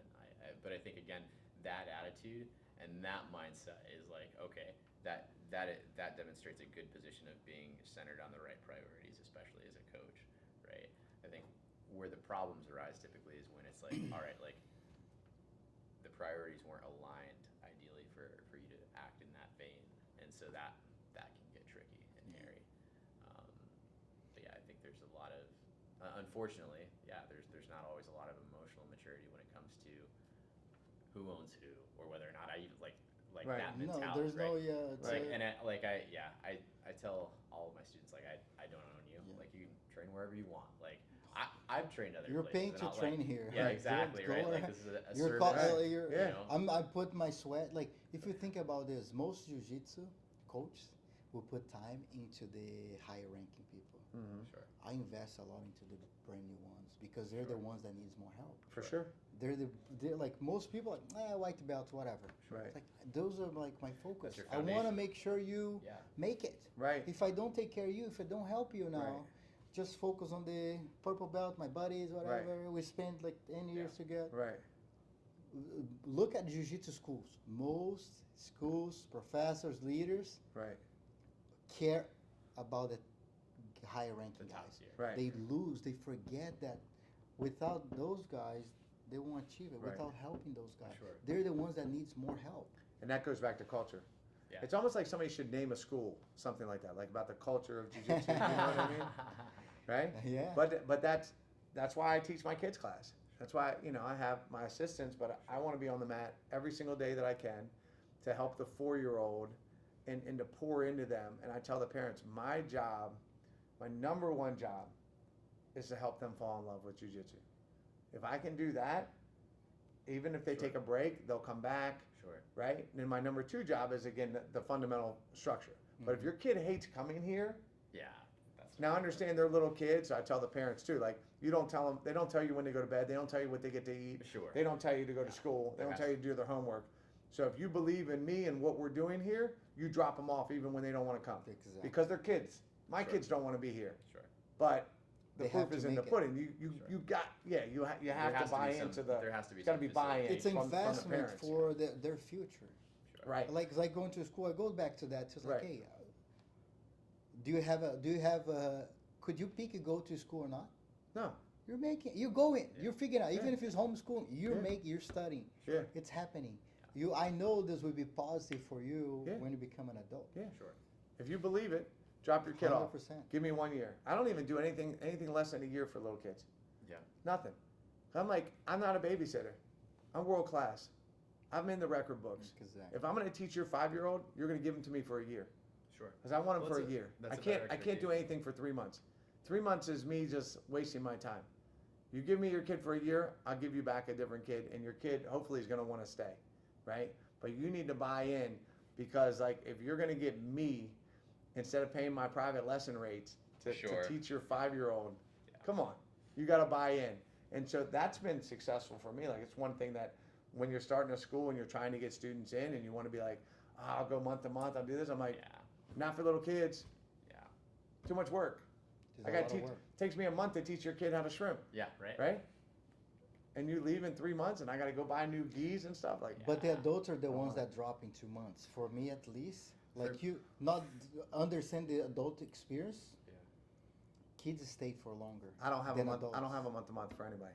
I don't I do. anymore. I do have a month a month, I and don't. I focus on the product. Like I want you to be here, and if you don't want to be here, you have the opportunity to go. Sure. Like- I mean, I make. But I things like pretty, that. I I make like things that. pretty Yeah. flexible for people. Like if they really don't want to be here, then yeah, no, that's totally fine. But I think I learned that lesson the hard way as far as like, okay, yeah, like here, come for a month or come for like it doesn't. It's not. There isn't enough buy-in, and that, Sure. that especially with kids, and that's what I experienced with kids. It's like, yeah, you just become a glorified babysitter, Sure. and that's ultimately not what you're Yeah. looking to create and Yep. facilitate. The ones that stuck around, which I do have, I would say the majority of the kids that are with me have been with me from the beginning, but like they're the ones that, oh no, they were invested from the beginning, and like that, it was well understood, and And so I think that, yeah, no, that's a very good point. To It bring comes out. from the parents too to understand the Sure. benefits of what jiu-jitsu does to Sure. us. Yeah. Right. And once they start training, they like, man, that's Right. harder than I thought. Right. Right. Yeah. Sometimes the kids are like doing the warm up, they're like, he's going lazy, and then when the parents come to a trial, Mm-hmm. they're like, oh, dude, like they can't even go through the warm up. Yeah, It's like right. it's Yeah. intense. Right. So Yeah. it's important for the parents to see the benefits Sure. of jiu-jitsu, so they can invest themselves Yeah. and their kid into jiu-jitsu. I Sure. think that's I think that's the biggest deal to run a kids program. Like the parents need to understand the benefits. Sure. They have to buy in. They have to. I tell buy them, in. if you don't buy in, if you don't believe in Yeah. me and what I'm doing, It's that's not fine. gonna serve you. Yeah. This isn't for you. Yeah. Go to another school. Yeah. You have to buy in because I'm intense. Sure. I'm an intense dude, man. I get freaking intense with the kids. Sure. My kids, I have 6 kids, so they're all in classes. Like Sure. there's always one of my kids, and they're always the biggest knucklehead. and I, but I tell them like, the school systems and stuff, they have to be a certain way. I don't have to be that way. They're gonna get tough love here. Sure. And your kid's probably going to come out of this gym. I don't even let the parents in my gym. They have Same. to stay out. Same. You can't come watch. Same. Hold on, let me tell you. Yeah. And I tell them, your kid's going to cry. There are going to be days where they cry. And I just want you to know that before you sign up. Your kid's going to leave here crying some days. But I want them to cry in here and not in the street. And understand that they're going to be crying under the guidance of a loving coach who's going to push them to uncomfortable positions. Not day one. Sure. But down the line, Yeah. right, where they can't escape the mount and somebody's squashing their face, and we're going to work through it, and we're going to figure out a way that and we're not leaving. And the class might go 10 minutes longer because I'm not leaving until somebody gets something that I'm trying to impart in them. And just understand that was a good day. If your kid comes out, now obviously we don't want them crying every day, but they're going to have tougher days. And as we work through it, you're going to see some amazing stuff, and we'll go to tournaments, and then occasionally I'll let you guys into promotions and see how they're progressing and stuff. But like for the most part, you get to come in for the trial, you get to see what it's going to be. So there's no, oh, Coach Todd raised his voice. No, yes. Yeah. Oh, he cried. No, yes. Yeah, that happened too, right? But but it's interesting. Once you get them to buy into that, they love you. Yeah. Like they love No, it. that's 100% true. I think when I think about the students that I've drawn the clearest lines with, those typically are the ones that bought in the quickest, and it creates the best retention. It's interesting you say the crying thing because I didn't approach it like I don't have that type of conversation with my parents, but like thinking about all my students, like, and again, not in a negative way because I wouldn't say that I'm a harsh person, but as a coach, I would like to think I'm pretty black and white, or at least easy to read, and my expectation is there. But there's probably been tears shed from almost every student in the sense that like, okay, something was frustrating or something was Sure. difficult. It's not because I'm like yelling at them and berating them. Sure. But it's like, oh yeah, no, this was a hard thing for you today. Sure. Like, and that's a very good thing. I think that's a very important thing. But yeah, and that's an interesting point to bring out because I think that definitely happens. And rather than going out and being scared, and and I have a parent call me like, oh, so and so was pretty upset today, and she was crying, and yeah, 100%. And what happened? Yeah. Oh yeah, she couldn't escape the mount, and I made her stay there until she got out. Sure. So, and then, but I mean, these kids are now champions in your event, Yeah. right? They've won And gold medals in your event, and the they're parents are now building like, their we're legacy. keeping them. We're in Sure. till black belt. Like Sure. we're in 2-3 years now. And so what I've realized from that experience a few years ago is that I need to create that expectation up front that they're going to have hard days. Yes, sure. And that it's going to be done with love, Yep. right? That's great. It's going to be the first thing is we build trust. Let you know that I care and I love about you. I call them all my kids. These are my kids. These are all my kids when you're on the bench. They're all mine. Yeah, they are. Right? We care so much for them. Right? Yeah. Like, I love so much work with the kids. We put so much time and love, Yeah. like you said. Yeah. It's And when they see you, like even kids that stop training, I just went to we have a community, I built it at my house, so it's Sure. in, I'm in a residential area. Yeah. And the kids, and we're at a little community event, there's a neighborhood, whatever. And the kids come up, Coach Todd. And one of the little girls, she was one of my original students like 4 or 5 years ago, and she's like, Coach Todd, I took third today at my my Ninja Warrior contest. Nice. I'm like, what? That's what's up. You're a beast, right? That's awesome. And so she hasn't been with me for 5 years, Sure. but she still looks at me as Coach Todd, and she got really into Ninja Warrior. Sure. Phenomenal, doing great. That's I love awesome. it, right? Yeah. But they have that respect because they know that you care about them, that you love them, that you're 100%. invested in their success. Sure. I like that because I really talk to people about this. Like a lot of our personal achievements, nobody will remember. Who is a Zé Mario? I know. But most people don't. You know what I mean? People forget people's achievement, Sure. but they remember how they made you feel. Right. No. I think 100%. the most important, like, it's how I made that person feel. I think that's the legacy. That's Henzo's biggest gift, right? If you Henzo's, ever met Henzo Gracie, he Yeah. makes you feel like you're the most important person on the planet. Yeah, He's Henzo's, so loving and such a good dude. I mean, he's I can tell you a bunch of stories. And he's but- a big part of the growth of jiu-jitsu in the 100%, East Coast. man, He's sure. a lot of, 100%, 100%. I mean, Henzo Grace. yeah. I mean, Legend. legend on and off the Sure. mat for sure. But it's everybody's got a Henzo story about how loving and caring he is. Yeah. And most people don't talk about his achievements. It's more about him, about how he made him feel. And your Right. kids, like you said, like Right. they won't look for your achievements. They I will don't look care. like, oh man, I learned about confidence. I become who I am because Right. of Coach Todd. That's how Right. they call Yeah, you, they call him Coach Todd. Coach Todd. Yeah. So I think that's the biggest thing we have. So when you're an athlete, you think, oh, I gotta win. Everybody will like, oh, Sure. I'm gonna win this tournament. Right. I'm gonna be the champion, and nobody will forget me. That's not They will legacy. forget you. I mean, it's a little bit of your It's legacy. about- it is. and it's it cool. is, It right? is. It's important. I It's love a it. process. It's a process. I love it because it's the process of It's the competition process. that molds you a lot. But the ripple effect when you throw that rock in the water is from coaching. Yeah.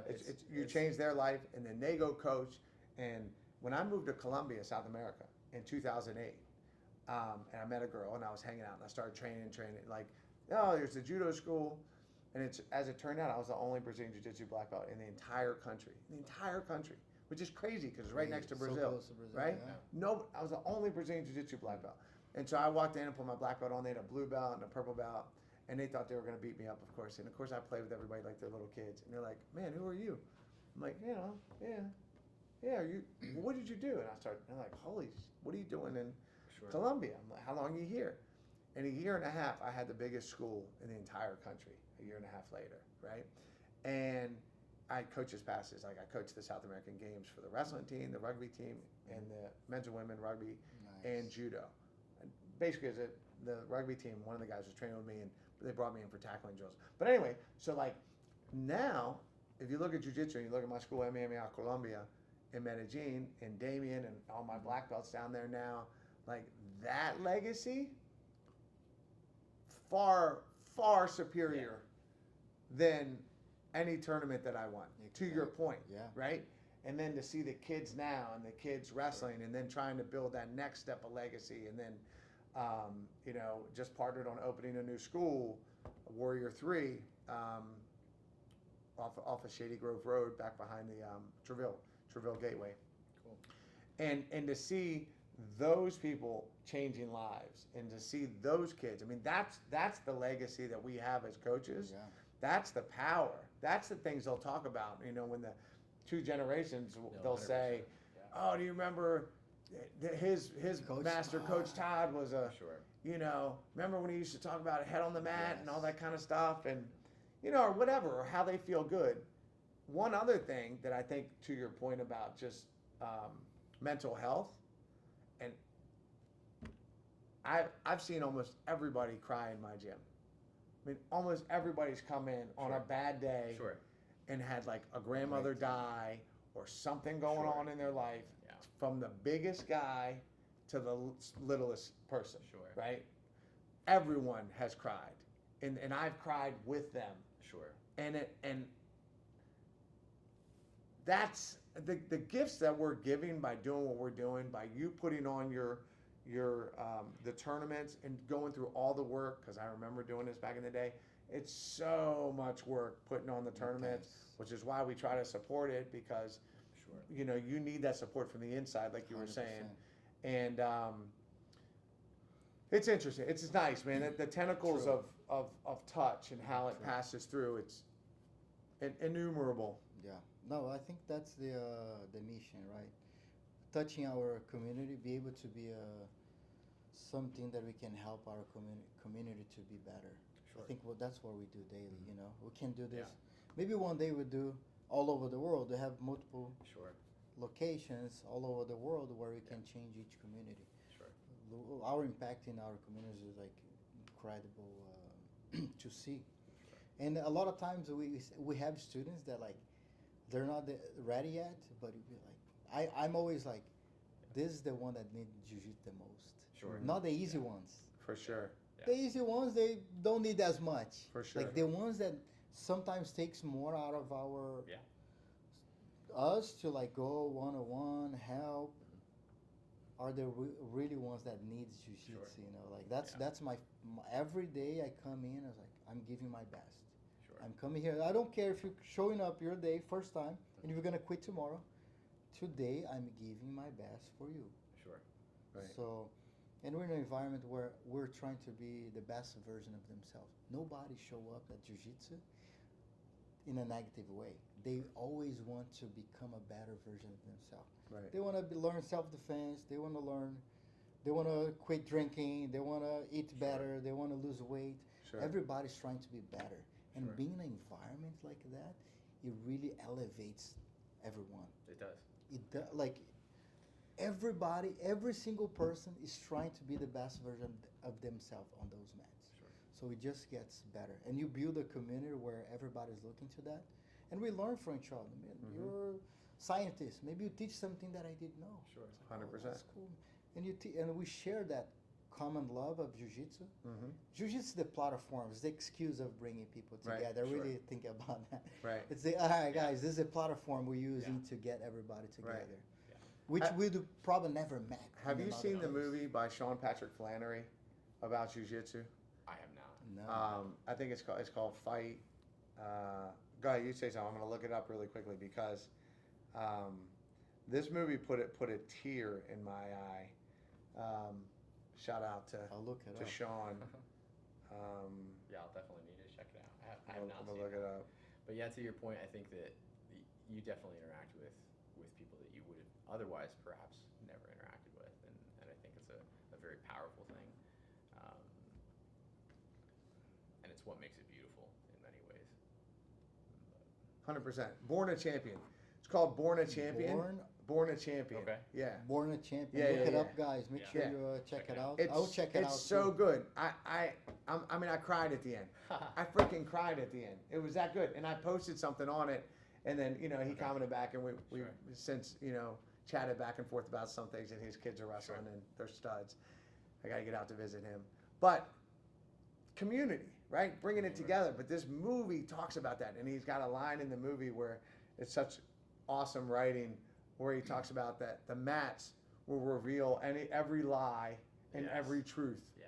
right? Yep. I love that. It was such a good look. Gave me goosebumps because it does, man. You go on the mat, no matter who you are, it reveals every lie and every truth. Well, and you can learn a lot about a person based on how they roll, and based on how they respond to being beaten, based on how they respond to winning, based on how they respond to drawing. Like, you learn so much about them based on how they respond to you trying something that's a little bit sneakier, faux pas, whatever. Right. Like, you learn so much about a person, and that's in many ways invaluable. You can really learn a lot about somebody. I say that I read people through the mats. Sure. Right. And once they get better on the mats, that same attitude reflects off the mats. Sure. 100%. Yeah. Like they have the same attitude Yeah. off the mats. I remember seeing so many the guys like lose and like train. I was like, dude, relax. Yeah. Like, come on, man. We're here to get better. This is the lab. Like, let's get better. Let's improve. I wanna do my best against you at this time. We're competition group, right? Man, but like this is not the competition. This is the way Yeah. to get better. Sure. And controlling your emotions, right? Like this is extremely important. It's very emotional when you're rolling, you're getting smashed, and Sure. you have a panic attack. Sure. Why is someone like you have a 250 Yeah. pounds guy and like on top of your face, north south, like you can't cheat. You can't like punch him. You have to find the right Sure. technique, the legal technique, Right. and find the most effective way of getting out of that position so he can survive afterwards. Yeah. You know, you cannot give everything and quit afterwards. You have to keep up. Sure. And sometimes the time that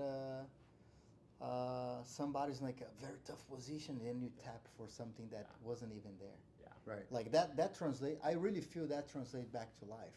Right. Oh, At the 100% end, it does. will 100%. come.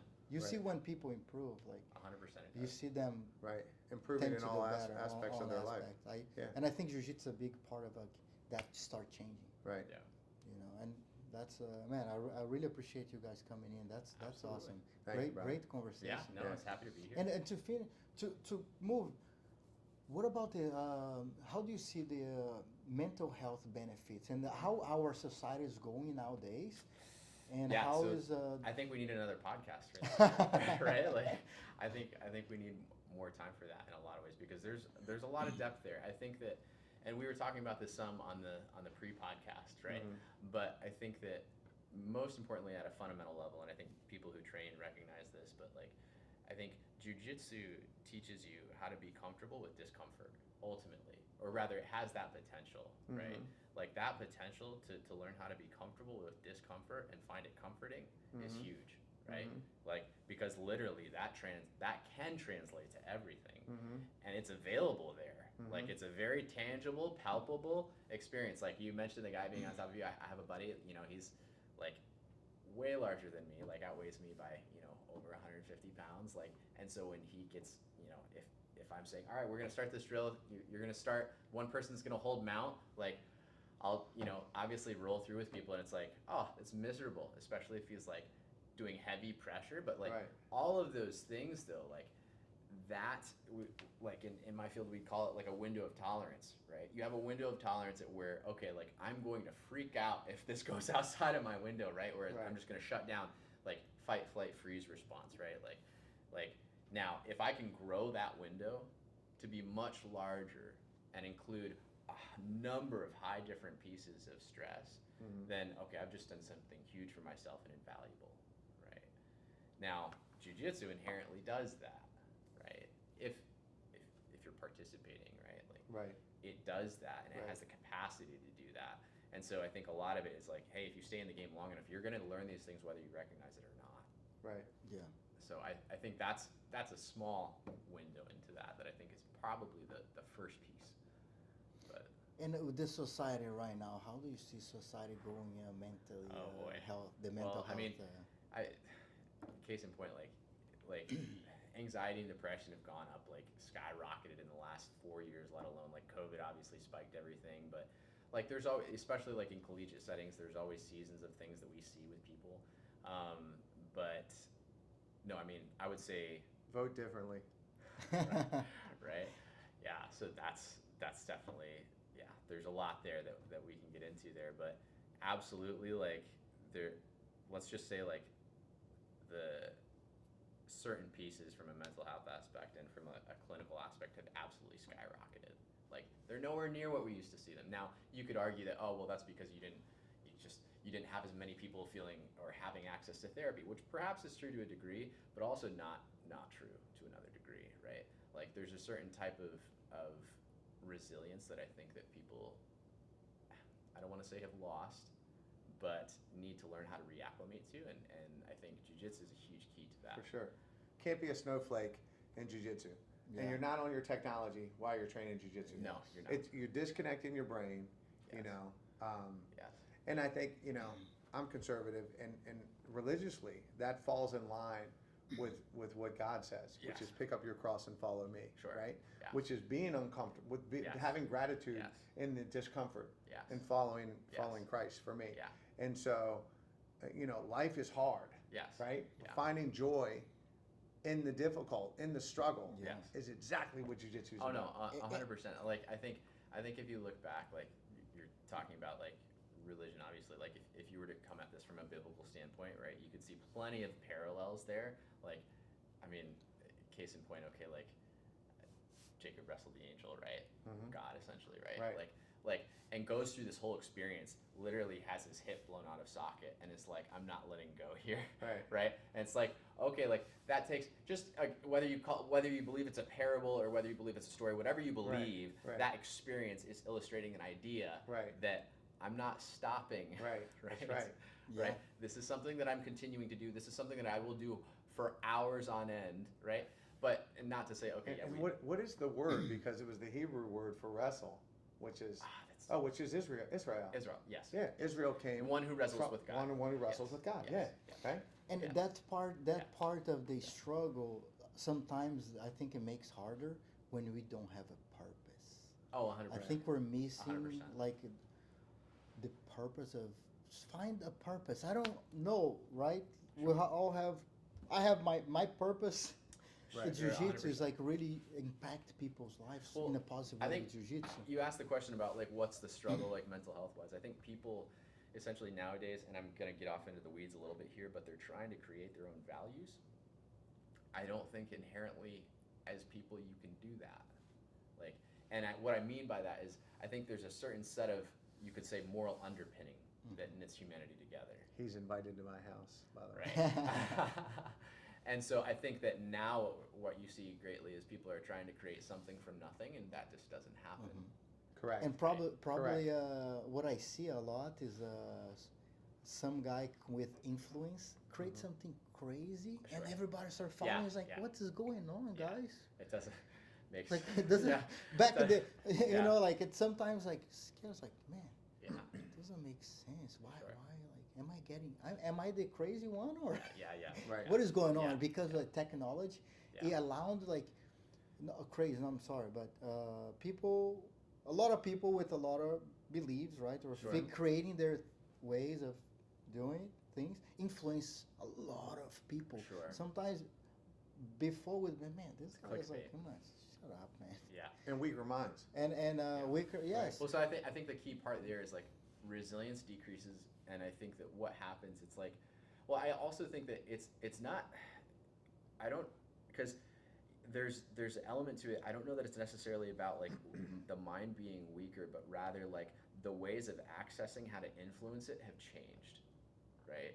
And so like I mean, think about it. Like when you first started training, like if that was the culture of your, like I think Yeah. essentially it's like, again to quote, Right. Which like go, by beholding you become changed. Right. which So goes if- back to the tradition. We need to have tradition, and in jiu-jitsu we're missing that because of the hype. Look at that. Sure. Back to religion, back to Right. tradition. Right. Sure. Jiu-jitsu, sometimes the technology influence people Right. want to take the tradition Well, away, I think which you we see- see the outcome of Yeah. a lot of things in the future Yeah. for jiu-jitsu as a whole. You know, Right. like I think we need to have a stance. Doesn't have to be at least the bottom line, a foundation of Yeah. tradition, so we don't forget where we came from, For sure. which we're forgetting. For sure. Like it's like That's why I call it Brazilian Jiu-Jitsu. Brazilian jiu-jitsu Right? or Yeah. jiu-jitsu. It's like like- Yeah. people I call it. still feel I'll that say way. Jiu-Jitsu, but it's like no, it's Brazilian Jiu-Jitsu. And they're like, why? Because I'm like, I mean, I guess it's like Chinese food is just food in China, Yeah, but like right, yeah. Brazilian for me, like the history of Jiu-Jitsu is important. It is important to me. It is extremely. You know, but if you come in my school, Yeah, I don't yeah. have any flags on the wall and I have no pictures and stuff like Yeah. that. But not that I wouldn't do it. It's just. Yeah. Well, the It's- history. But we have but- respect, discipline, right? We have a basic. And I like people to tradition understand things. Yeah. the story behind it. Like Sure. understand. You know. The history you don't remember. Yeah, you how never it forget. started in Brazil and Yeah. and what happened and what the people that have gone before you have done. Yeah. Because it's worth noting. You know, it's worth noting what Elio did and what Carlson did and what whatever what had gone there. But when you don't have any values, or when your values are to accept everyone else's values, you really don't have That's any not a value. values. Yes. Right? Yeah. So the lack of being grounded for Yeah. folks in a Sure. certain Yeah. specific values that are generally don't change, right? If it's a staple of who you are, like I believe in Christ, like that Sure. that's not changing. That's a value. Sure. And from that value, you have to have other things that spring from that value. Yeah. The tenets of responsibility to the value. Yeah. Right. 100%. That are similar in my jiu-jitsu. Like my jiu-jitsu is like we're gonna have structure, top, bottom, perpendicular, and parallel. We're gonna have Sure. head in the box. We're gonna have outside in, triangle, like all kinds of stuff. Like these are underpinned. Margolis shrimp, like those are values that I have that are unwavering. Yeah. Yeah. There's nothing you can do that's gonna make me waver that. You can come in and teach me a whole bunch of cool Yeah. stuff, but these core principles and values that I believe in jiu-jitsu are not gonna change, right? I'm so sorry to interrupt. If I don't find a bathroom, this podcast Go there. is We have probably it going to here. get a whole lot Go, more go exciting. here. Go here. So- But it's extremely important. I try to share, like in my organization, we have core values. Mm-hmm. So I share that with all the students, so they know what we stand for, Mm-hmm. right? Unity, respect, commitment. Mm-hmm. So they understand, and beyond that, they show up, they become a member. I have a book of jiu-jitsu history, our history, code of conduct. I'd love to see that. by the Values, way. I'll show Yeah, you. that'd be super cool. Values, jiu-jitsu, jiu-jitsu competition, like what's legal, illegal. We translate it back to what's legal and legal inside the training. And also we do, and I show them the potential, the minimum requirement of achieving the next level in jiu-jitsu. Let me just change Right, the right. battery here. The minimum requirement, so they have an understanding of what they need to do, the minimum they need to do Right. to achieve. Doesn't mean they will get, Right. but the minimum requirement so they know the direction they need to go. Right. But I will show after. Yeah. I'd love to see that. And then it is 11:30, so Yeah, we could let's, probably, because I'm sure we could talk for another 2 no, hours. we but can, but that means you have to come back. we would, yeah, I'd love to come back. I'd love to come back and follow up on it. And we're really trying. Every day we wake up trying to be an organization where we help our jiu-jitsu community to grow Right. in a positive direction with responsibility and with care for professors, students, athletes. Right.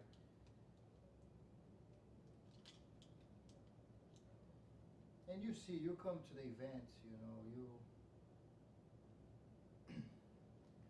and every event,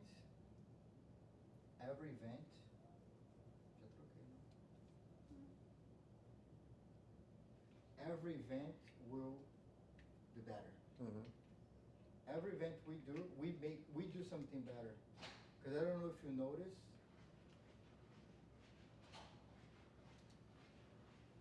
don't know if you notice, after every event we send the jiu-jitsu, for the athletes Mhm. a survey. Mm-hmm.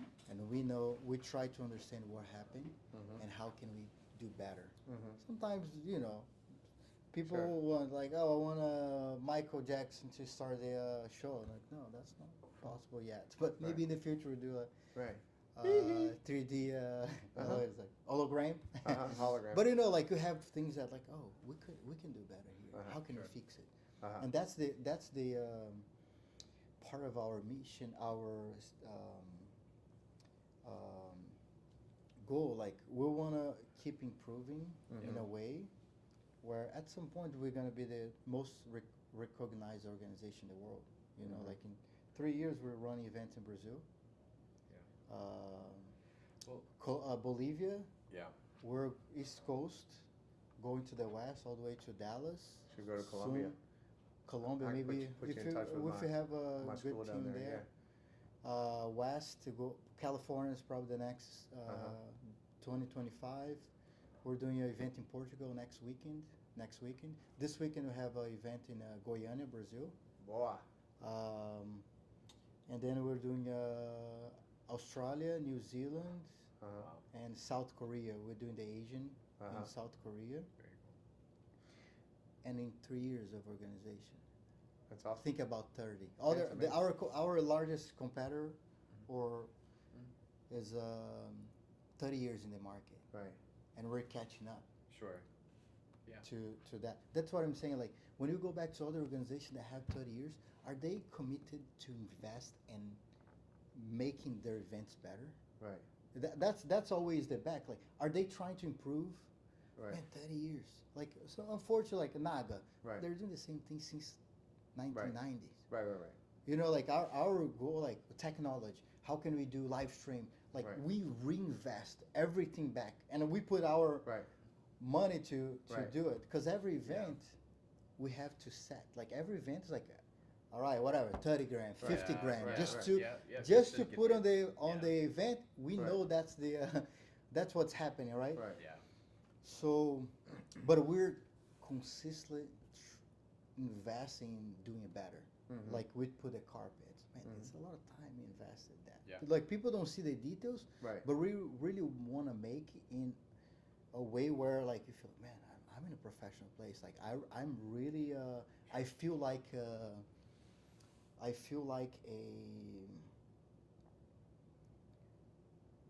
special athlete. Mhm. We want to give that feeling even for the amateur Mhm. athletes. Mhm. We don't just put them at and whatever. You know, we train like we have to create a team of refs. We have to improve the ref team. Sure. We have to educate our community by the rules. Sometimes we're following a rule, but a coach doesn't know the rule, Sure. Sure. and he complains about, unfortunately, the news that he doesn't know yet. And we follow standard rules, Sure. which is run in Brazil and here. Uh-huh. There's other organization that does, but most organization here don't do. The standard rule in Brazil was always the Brazilian wins. That was the number one standard rule. Back when I was competing, that was the standard rule. The Brazilian not. wins. Oh, it I'm a was U.S. no citizen. matter I'm what, a U.S. citizen. the Brazilian wins. So- Look at this. Look at this. The worst call in IBJJF history. Check this out. Look at this. What organization? Hold on. Let's talk This- about this organization. was What organization? IBJJF. Watch. Hold on. Where this organization started? Brazil. So you're Watch. saying that Watch that this. Watch this. organization- Watch. Look at this. Can you see this? Look. But look- 30-second past the guard. No points. No points.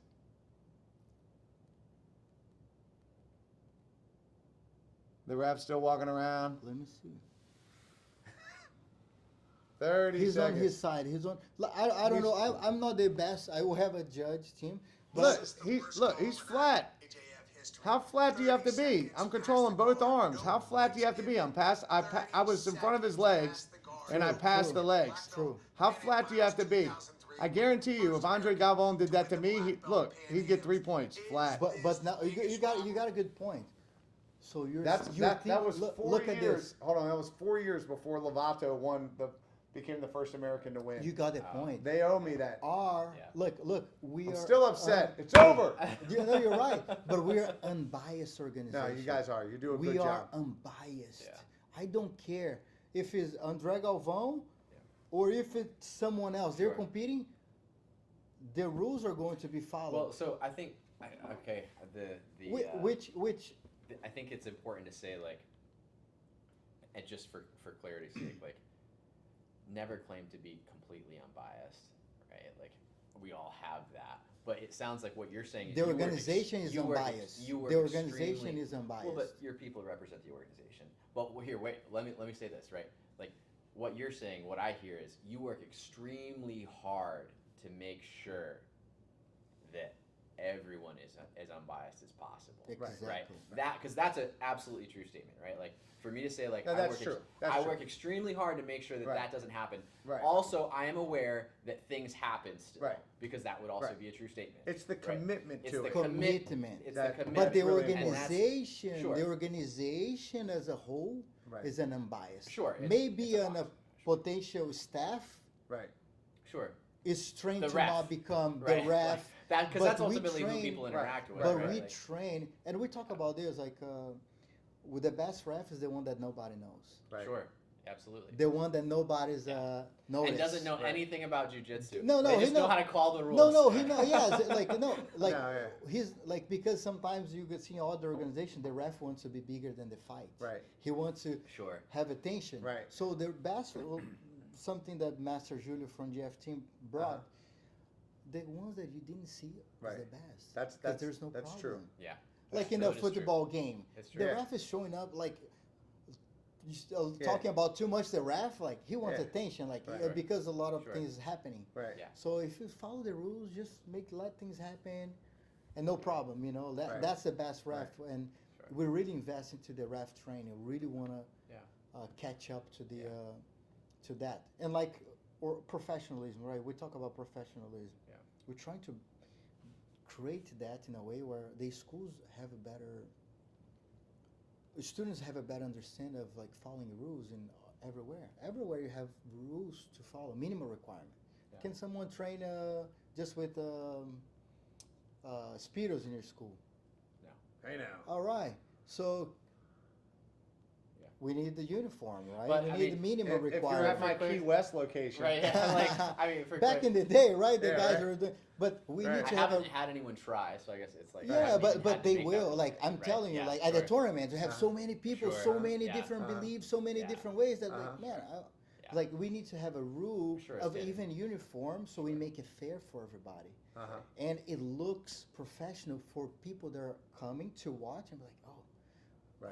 that's jiu-jitsu. Right. Jiu-jitsu is Sure. going. I that do way. get a little annoyed about the black and white gi tops because I've Yeah. had to stop ordering different color rash guards Yeah. because I like wearing different color rash guards, even for my kids. Yeah. So that part, like if you allowed different color rash guards, would be better. I think that would be an improvement. That I don't like being pigeonholed into I- only ordering black and white. I do agree with that. That part I do agree with. But what about at the other organization? I mean, I can wear what I want at IBJJF. No. No. I don't like that about IBJJF either. Everything that I've worn, I've never gotten in trouble for it. Maybe it's because you're It's who a you are. Maybe minimum they're not. requirement. Maybe they're You not have a- unbiased. But Maybe but it's let's just think like- about this. Let's think about. I mean, maybe I'm just not Let's think competing about- enough. hey. And I was probably wearing black and white, but like, I think you should let people. I like ADCC where you can wear whatever you want. Sure. I love that because I have all these cool colors, and like I don't buy them or sell them anymore to my kids because we come to the tournament and it's like, oh crap, I gotta buy a new Yeah, rash guard from you. Gotta be white. Or gotta be blue. No, gotta be you have purple. to Yeah, just sure. be prepared for the event. That's the No, but you only have white. You can only wear white and black, right? for kids. For kids. White with black, white and black. For adults, For you have adults. to have 10% of your 10% belt of the- color for the. 10% of the But belt think color. about us For what? What do you organizing. mean 10% of your belt color? So 10% of the belt color has to be represented in the rash guard. I don't have any of that stuff. I don't do that nonsense. You That's will. nonsense. That's You will. nonsense. I'm not doing it. I'm telling you, I'm not doing it. I'm No, they- explaining you they- why that happens. 10% on the in the. To show your ranking, and let's talk about ADCC. Nonsense. Anybody Let's talk can about wear any ADCC. shirt that, like you could cheat that though. You can cheat that. You I could wear a can. different. I could give you a rash guard with a different thing. Like No, you have your registration. We know your belt ranking. yeah. So why do they have to have a rash guard with their? No, You like put the records, right? we just Yeah. have black and white. No. It's black and white for the kids. Yeah, just And what about Black for and the adult? white. for the For the adults, adults, they have to have the at least 10%. black and white Yeah. for white, and at least 10% of the belt. So if they're a blue belt, at least 10% of the rash guard has to have blue on it. I Yeah. don't know. Any professional organization you go, you will follow this rule set. But that's okay. Like Naga, do you like ADCC? The people throwing themselves around off the mat, out of bounds, jumping. Separate people. issue than the rash No, guard. no, of course, but rash guards, you should be able to wear whatever rash guard you I- want. At an adult level, No. you should be able to wear it. You- That's you- my opinion. So you here- understand. here's- perhaps Think here's a about better think question. about I stand by my organization opinion. in the eye of the looking of the. You give them a the bracelet. event. I don't care. No. You gotta think about the whole experience, the whole look, and the professionalism level that we're pushing. People should be able to wear whatever rash Okay, guard they so want. so here's so is it like are we comparing like rash guards to singlets like in wrestling? You could. You could have a team could. singlet though. Okay. Your team Yes. singlet can be whatever It's you want. whatever you So want. then perhaps the better question is how would it be then for like because it sounds like we're having a duality between okay professionalism and then autonomy, right? As someone here, so so if we have autonomy, all right, like could an organization still be professional if we said, all right, like our team has this rash guard, this is what our team wears, right? Could the organization still be considered professional at that point? No, you can send an email, then we can tell you if it's on the requirement or not, and then you can start. That's a separate issue. That's separate. You didn't answer his question. So his like, question was, because I have team uniforms, right? They can be all different colors, but they all look the same. They all have the same logo. They have the same logo, right? Right. So like, could that be considered professional? I have enough yellow, to I meet have a different The ones, logo is one thing. No, the shirt, the color of the shirt. The color of the shirt needs to follow standard rules. Can they train with a orange gi at your place? I don't care. They train any type. No, So okay. we follow the rules of white, blue, or black. If you go to judo, look at judo. like- Look at. You have to think. I don't like being controlled. I don't like controlling people. No. Everybody has a Todd Margolis gi, but if you go out and you buy another gi and you want to wear your gi, like wear your gi. You have to think about our. For us, we have to At think about that. competition, I understand not letting somebody come in an orange gi or saying white, blue, and black. But for rash guards, It's a to tell me that a uniform. purple belt, It's a now I uniform. have to order a purple belt? No, I have to order a purple rash guard? You have to. Not doing So here's For a here's, purple here's belt a question, or brown 'cause, one like, for a brown belt? That's ridiculous. Yeah. So here's a It question. should be the same. If they can either wear white, blue, or black. Where does this point I actually do understand, but even though I still agree with you, I do understand. But I'm curious. So where does the differentiation happen between a gi and a rash guard? Like, so if you're understanding, like, okay, like, I know my answer for this, but if for you it's like, all right, like it makes sense to me that all right, you require white, blue, or black gi, right? Right. Why would that be any different with rash guard? Well, because I mean I understand the tradition of the gi Sure. and going back to Brazil and competing, it was white, blue, Sure. or Sure. it was white and blue at first, right? Yeah, It wasn't even black, I right? don't think it was black. And then they've allowed black to come in, which is fine. But if I don't even have a purple kimono, a purple Rash guard. rash guard, Yeah. so you're So going you're to tell saying, me like, that if my the- purple you- belt comes to compete, that he's got to wear something with purple on it, or he's got to buy yours? No, he has to read the rules, and the rules. You go to do a test, whatever. What are the rules for purple belts on no gi? Nogi? You have to have the 10% of your belt. We don't make those at our school. So You you're have saying, to adapt to that. No, I'm not doing That's it. So the. you're saying that because for the like it would make sense to you. I'm not from doing what it. you're I'd rather not compete. I just wouldn't send him to compete. For sure, over that. Yeah. And any if you go to IBJJF, They don't have to wear. They Yeah, don't they have do. to No, wear they do. purple. You have 10% Yeah. purple. 100%. I just had to buy a brown Unbelievable. rash guard. You don't 'cause I didn't- believe I it, didn't you're have not- a- No, it's true. you have I just to had to buy a trust. brown rash guard for IBJJF in Virginia, Huh?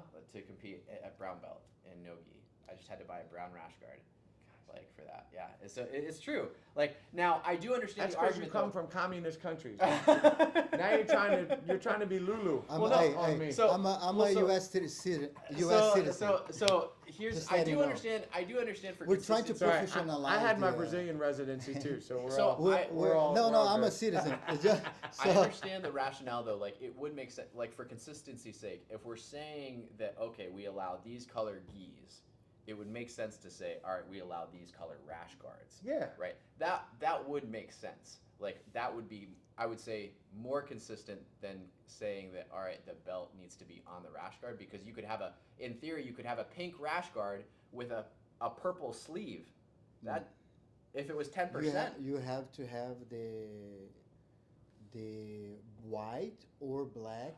Okay, and so and that part has to be instruction. consistent. Yes, you have And to then- have the white or black with the detail. Oh, okay, so then it has to be white or black, and then 10% of it has to be the color. Yes, correct. Okay. And you can have your logo.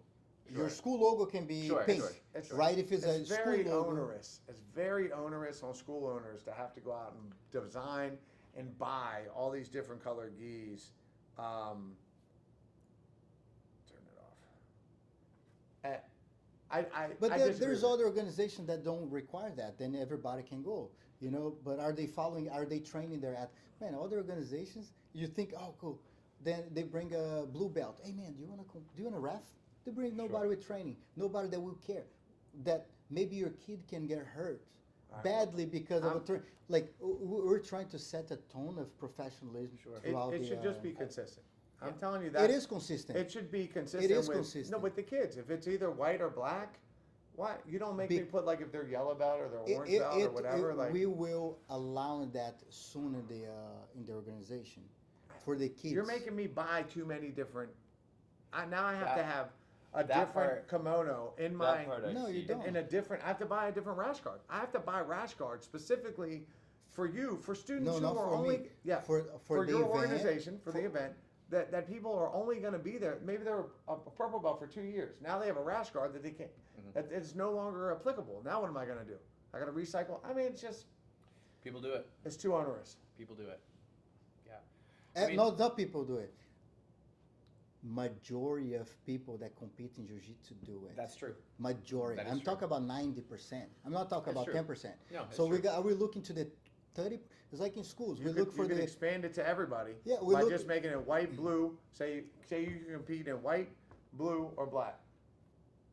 Yeah. So Let's think you're competing, and I'm the spectator. so I here- don't know what belt you are. Who Look, cares? look. well, Well, so I care. a quick solution probably that would solve it, right? Like, what if, and again, like, in my opinion, if we're trying to have a professional event, and as a spectator, if it's about being able to tell, okay, what belt they are, if we're trying to get more people to be able to recognize, purple tape around the wrist, like purple tape around the wrist, Make or their purple, make like, their wristbands or or something. a wristband, that color. purple wristband, like that would solve the problem of saying, all right, like I want to be able to tell. You could still keep your standard of saying, okay, everything consistent. You can't come in a pink Would you rash guys guard. come and become a staff at PBJJF events, so you guys can see more behind the scenes? Wow. I think we're open to do that, so you guys can understand what we do there daily. What are the challenges? What are the things that we have to face?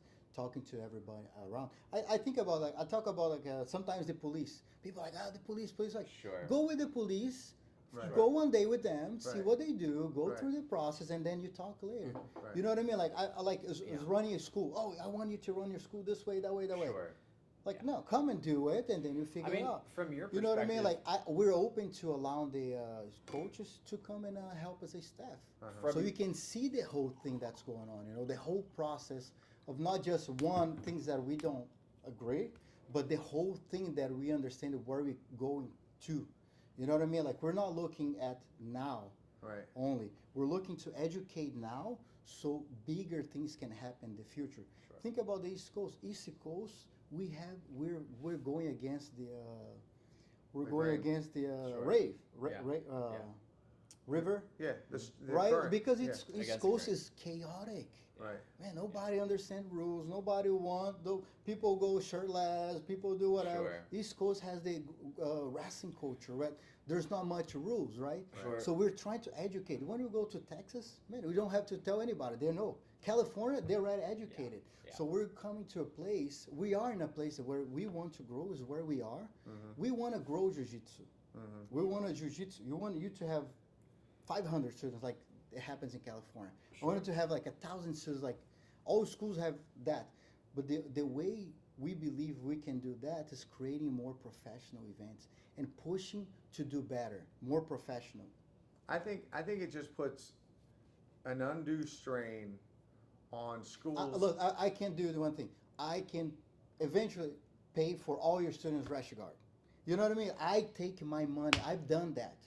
It's not for the money. It's for the vision. I understand. You that, know I'm what I just mean? saying it puts a strain on parents and No, students who may hold on. Let me finish, Yeah. please.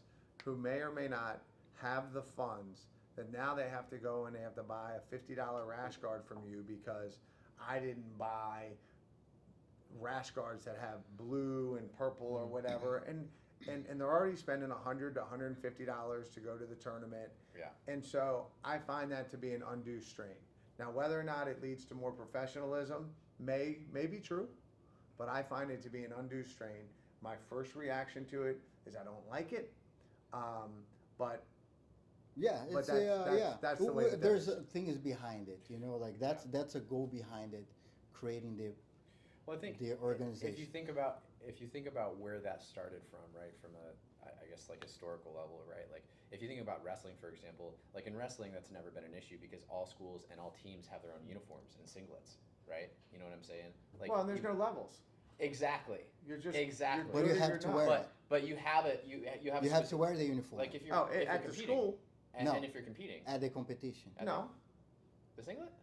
not Like a necessarily. wrestling. No, the uniform. You could have a different one. When you go to open tournaments, no. I'm talking wear about open a tournament. tournament. That the school is. Sure. Yes, but it's not. There's no purple, blue. Like everybody wears the same thing. That is true. Everybody wears the same thing. Yes. So if I lose my singlet, I just grab another one. That's true. I don't have to go. Oh my God! It's brown. Oh, this one's blue. And this is exactly what now I'm saying. I gotta go spend money. I think this is where that started from, right? Like because essentially that's a different culture now, right? Like whereas like obviously like okay, judo, right? Like and in jiu-jitsu as well, like those designations like were very and have been very specific. And so I think that part of that is part of this dichotomy, dilemma, whatever you want to say. I mean, from your perspective, I actually wouldn't change anything as a business because, like, the only other organization in my mind that's okay competing with you is PBJJF, right? Like, so it's like they're doing that. Why would you then alter that? Really, like, if you see what's worked, I wouldn't change it. But I understand, obviously, from the owner's perspective, like. It's inconvenient for me. I don't like it either. It is, like, but a lot. Like I just ordered new rash guards, and now you're telling me I gotta order different colors. Like it's annoying. It's because we have the thing is like you have to educate, right? The thing is like people come prepared for the event. They understand what it is. They understand that this is standard into this organization. Mm-hmm. So like you had to prepare yourself before you go to the tournament, right? Sure.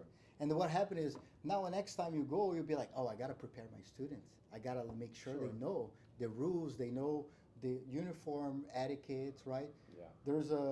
We have a rules book that we might start printing and giving out to the schools. Yeah. You see, we go to every single school to talk about the event, to give the flyers. We go in person. Mm-hmm. We stop by at your place, right? Mm-hmm. Yeah. At your place. I think you're a little bit far. Yeah, I'm a little bit. But we'll start expanding more. When you get the helicopter. Yeah. But you know, like that's the system. We're trying to create something that can help jiu-jitsu to grow. And the thing is, now might be hard. Might be hard now, but you will have schools more prepared because they know the rule set. Maybe at the first, I had to buy gis at the event. Competing at other organizations, like man, I had to follow the rules. Sure. Right? I had a patch wrong. I had to rip the patch. Like you have place where you patch because it's growing pains. It can I understand. Make the grips harder or easier. Yeah. Now the rules are changing different, but we need to have a standard way and always into the professional looking. Like you see our events, you see the worlds. Like we're trying to get to another level where people come like, man, I feel special coming here. Sure. I'm competing something in the DMV area. Where would we see that? How we would see that type of professionalism in the DC area? Who would do that? In that 35 years of jiu-jitsu around, you know what I mean? Mm-hmm. Who is doing that? Who's trying to put that type of work to make those things happen? No, I mean, you know what I mean. You make a good argument. No, it's really I still true. Don't like it. It's really no, it's so okay. I think, because it's more work for me. Well, exactly, and I think at the end of the day, But you have to see the other side. There's more work at once, and it's done. I have to start ordering gis and not gis. My gis are fine. I have to order. I have to figure out all my rash guards. Yeah. And I just don't like it. Like on the surface, I just don't like it. But whatever, that's fine. So a way one of my students got around it was just she took black and white rash guards. So obviously on our logos it's all white. So she just dyed the white part blue. That worked. That worked. That worked. I mean, it was easy. It worked. That worked. It worked for her. It turned out fine. I mean, the other thing is that I have. What do we have? 27 years of doing jiu-jitsu, not having to do with any of that stuff, right? Sure. I showed up and I competed. Yeah. I had a blue gi, I had a white gi, back in early jiu-jitsu, you didn't know which gi you had to wear until your match. They would tell you, no, you're Sure. blue, and I Yeah. had to change into a blue gi. Sure. So I It had still to take, happen at the finals. Yeah, that will still happen. Finals, you have to Yeah. have two geese. So, Yeah. I didn't know that. do you know why? Do you know why? Because spectators. So they, with two different colors, you Right. see what is happening. When Yeah. you have the same color, you Right. don't know what's happening, Right. even for the judge. Right. So when that happens, you know, like, oh, this audience going contrast. through the contrast. Shows the contrast, right? Yeah. So, but I know that every no-gi thing that I ever showed up to, like, Mhm. you know, Yeah. I mean, we were wearing fight shorts back then, like just a little Yeah. spandex fight Yeah, shorts. yeah, for sure. I And, understand. you know, and it's like, okay, I wore rash guards and different things, but it's, anyway, that's I think, I hear what you're saying. I do believe, though, that you could still accomplish that and be more inclusive and not be so onerous to people to say, for adults, white, blue, or black, or just white and black, because I've gone and just Yeah. reordered all my stuff.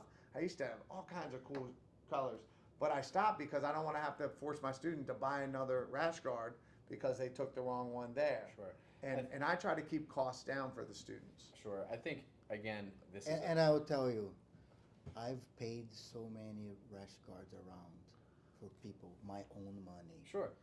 Man, I welcome you to struggle- buy I go- all of our rash guards I at our go- school. I go. I welcome you to. No, I can help you. Like I'm here to help. Sure. I'm here to help. But you will see this 5-10 years from now. Like you will see that change 5-10 years from now because all these schools will have hundreds or thousands of students because of look at California, man. Everybody, jiu-jitsu is growing there so much. Yeah. And nobody was here. It's like, man, Max and I was like, man, we're here. Nobody done yet, anything yet. Yeah. Right. Who is going to do it? Right. Let's fucking do it. Sure. Right. Let's do it. Yeah. Man. Mhm. You know what I mean? Like Mhm. there's an event from here, from the East Coast. We want to keep worlds. We want the world to come to us. It's the most powerful area in the world. And nobody talks about this jiu-jitsu here. We have great talent. How can we do that? We have to build the organization that becomes so powerful, so important in the industry that everybody will start looking the eyes here. People now are going to Texas because two gyms moved to Texas. Now everybody talks about Austin, Texas. Come on. So many talent athletes. 30 plus years of jiu-jitsu here. Nobody talks about anybody. Well, you got Lloyd Irvin. Yes, but I who mean, talks you know. about him in the media? Well, it's because They're they're, not positive things usually. I Yeah. mean, but they're haters, Yeah. right? Yeah. Exactly. We gotta talk about the They're positive. haters because he was the most successful American gym. We gotta in talk history. about the positive things here. We have to hey, look at what he's done here. Like we're gonna have the Hall of the Fame for the people that made jiu-jitsu change and better in the jiu-jitsu world, and Right. there are a lot of here. Yamazaki, Lloyd,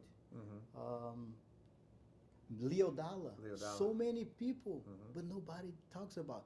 We have to be an organization powerful enough to show those talents to the world. Man, who talks about your athletes?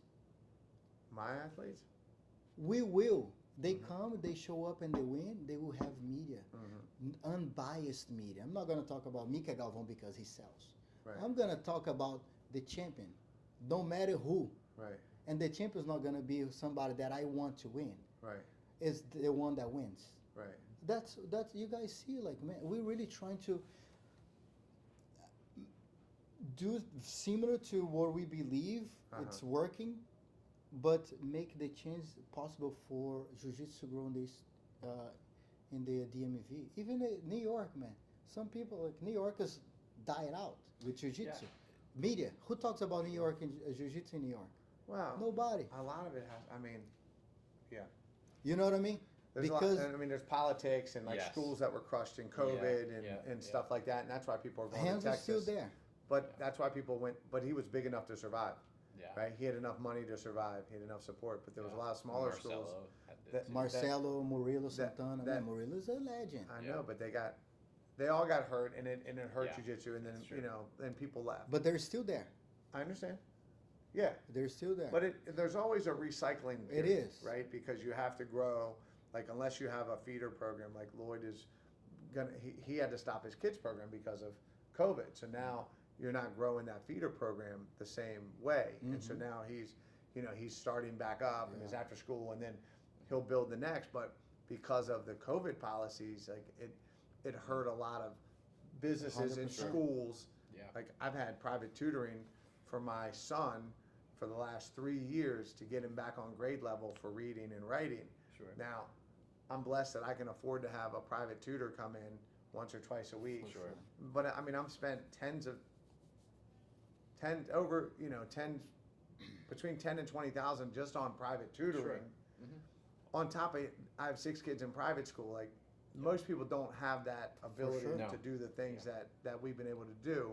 For sure. But so there's a big gap right now that has happened from COVID in places where the restrictions on COVID were much harder, and that jiu-jitsu is suffering because of it, and we're all suffering because. So I'm on board with what you're saying, and I think that it needs to be done and highlighted. But I do think there's a reason why people have stopped talking about certain areas. It's because they weren't allowed to grow and flourish the way that other areas were. Yeah. But who moved to Texas? If you think about that, who were the guys moving to Texas? The first guy? Well, It was, you mean like Danaher? Danaher? Danaher. And Craig Jones. Craig, That's yeah. why they talk about that. It's not because of people. A lot of people moved. It's because of two. No, I understand. You know what I Well, mean? they went to They Puerto were Rico following- first, though. Yeah, the Puerto Yeah. Rico first. Right? And they're talking about Puerto Rico. Yeah, and then they went the to media, Austin instead. the media's Right. control. Media, you know media. Right. Media in jiu-jitsu happen. Flow grappling make an event. Right, right. Sure. No points. Right. We pick unless you submit this guy, I pick the. I pick. We winner. control who we want to Right. showcase. Right. Who sells more? All right, I'll figure it out. Gordon Ryan picks his rules. Where in the world the athlete picks the rules he competes? He chooses, no, I'll with you, I'm going to compete this way. With Right. you, I'm going to compete this way. Sure. Media builds people or Right. takes people away. Right. And Flow Grappling is the biggest media in Jiu-Jitsu. Sure. And their media, don't forget about that. Media. We know about media. Right. Sure. Politicians, media, Gordon politics. deserves it, though. You know what I mean? I mean, And he's Hard work. He's that good. yeah. He's You know great. what I mean? He's great. Like he's great. But if somebody comes like, oh, with you I compete this way. With you I compete this way. Yeah. You'd be like, come on. I get it. You know what I mean? But he's beating everybody at every rule set. He so does. I'm not. He did. Well, But like Pena against Pena now, like Uh-huh. the points wasn't controversy, right? Right. Yeah, well, You know what I mean? Well, and then see this conversation can go way further. and It way goes, deeper, it too, goes. Because we haven't even talked about juicing yet, so it's like that's a whole nother piece of the. Besides of the pie. that like, part as that's- well, you know, like- because what. And then rule you're set pushing will- the young if athletes you to do take- the same. Right. Yeah, it's like now. Yeah, that's a completely separate. One thing that I'm very proud of for myself is I never did any of that. Sure. And you can look back and look at 100%. me and look at how thin I was, Yeah. or fat, you know, Sure. depending upon Yeah. what weight class I was in, and to wrestle with Jacare and Yeah. Tellis and, Yeah. and all these guys and guys that I saw that, well, and not Jacare or Tellis, but I'm just saying like guys that were, you know, Pejapano, like, and I'm not saying any of Yeah, these yeah. guys run it, but Yeah. like I remember seeing guys that were monsters. And Yeah. then now I see them in masters and they're 30, 40 pounds lighter. Oh man. And Yeah. I'm the same weight class. Yeah. And Yeah. to think that, like, dude, I was beating these guys and wrestling with these guys, like, and I think that's another, what, you know, It's just another to conversation. talk It is, but and it's it's, hard. it's bad, but people Yeah. are like, why don't you do it, Todd? Why don't you do the juice? And I'm like, I'm determined every major tournament Yeah. that I'm going to beat one guy on the level, and then I'm going to get tired at the World Championships, 10 minutes back to back to back. Sure. And guys were Yeah. freaking giants, Exactly. and their grips would never go tired. Mm-hmm. And but I didn't want to cheat to win. I'd rather I never placed at the World Championships. I was always one match away, right? Mm-hmm. But I did it on the level, and that does bother me a lot. The Well, whole juicing thing. It's bothers me a It's lot. interesting too because like I think now it's even a different conversation because now it's so much more accessible even than it was. Yeah. Like you Right. go on Facebook, right, and you've got like how many advertisements for like TRT or anything like that. It's like so accessible, Right. and so like especially in masters divisions where I think it's even more like pronounced actually. Right. Because like a lot of guys that are adult, like if they're wrestlers, well, they might be being checked in college and that sort of thing. But like if you're a masters, it's like, well, hell, like It's why- expected now. Yeah. Look at them Yeah, all, and they're all it's like- freaking yeah, jacked. like, You know, even guys. Well, in- they got smaller and Yeah. then they got bigger. Yeah, again. yeah, So, yeah. like, Masters 2 and 3, they got smaller. Yeah. And then Masters 4, now they're like, Yeah, you know, yeah, huge. 40, Yeah. 50 years Exactly. old and like this, you know? 55, right?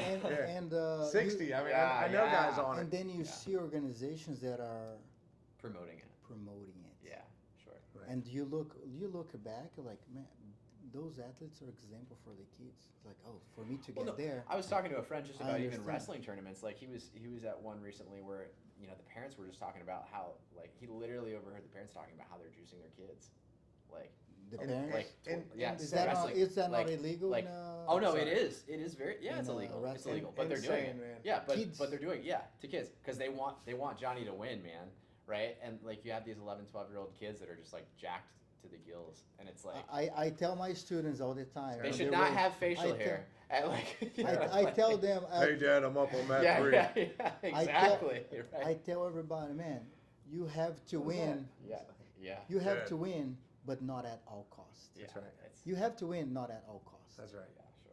That's Not. That means That's right. it's all costs, right? No, it's well. So what is the values? What are the Right. principles we have Yeah. behind it? You know, Right. there's a lot of things, so many things going on. All the things that behind the scenes Right. also that I know that yeah, sure. it's I can't say everything, but Fix the rash guards, dude, and we're in. We're all good. We're all good.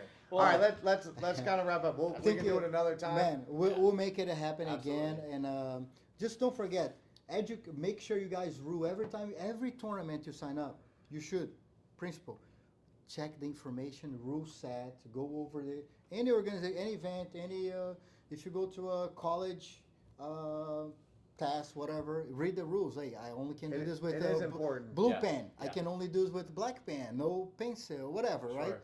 Yeah. So read the rules of everything you guys sign up for, because when you get there, you don't get frustrated. It's very important for everybody, and educate people around you about whatever you're doing. It's important, very important, and Oh, it matters, man. I was the last time 2019 Worlds at the, I won the pans and then I was like number 2 seed or something, and I wrestled Rob Bernacki. He was really good, and I thought I was winning, and I was passing, and like he had a negative, and it was a tough match, and I thought at the end like that I had it and I was on top and I wasn't going for the pass, and he had negatives, but he was beating me by 1 advantage. Which I'll go back and look at the match, which I could tear that match apart. But it was a tough match. Rob Bernacki, world champ, good guy. He owns like grappling, something. He has a bunch of instructionals. And anyway, I get up, man. You see me. I raise my hand like woo, like that's one of the last things you see. And then they raise Rob's hand. I'm like, he's got the negatives, man. I should be winning. And they're like, that's only if you're tied. If you're Only you're tied. Only And I if was you're like. tied. True. And I haven't competed True. since then. Yeah. But that, to your point, heartbreaking. I was sure I was gonna Yeah. win or at least 100%. come back with my first world championship medal. Yeah. Nope, because I didn't understand the rule set. So I mean that's important. painful And advice. even the rule set, and we try to. Our rule set is standard in most of professional organizations. So if you come to our event, if you compete in another professional or higher organization, you will follow very close to the similar rules. Like it's like Thailand.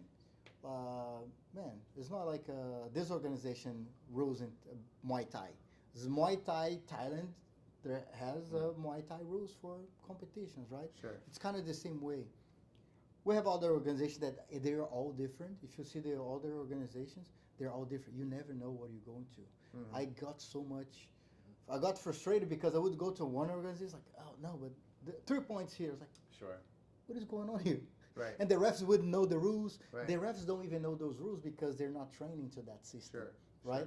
So the way we train, the way we run the system is the same that is running all over in Brazil and at the international organizations. I think that's the way we should always think about it, so we can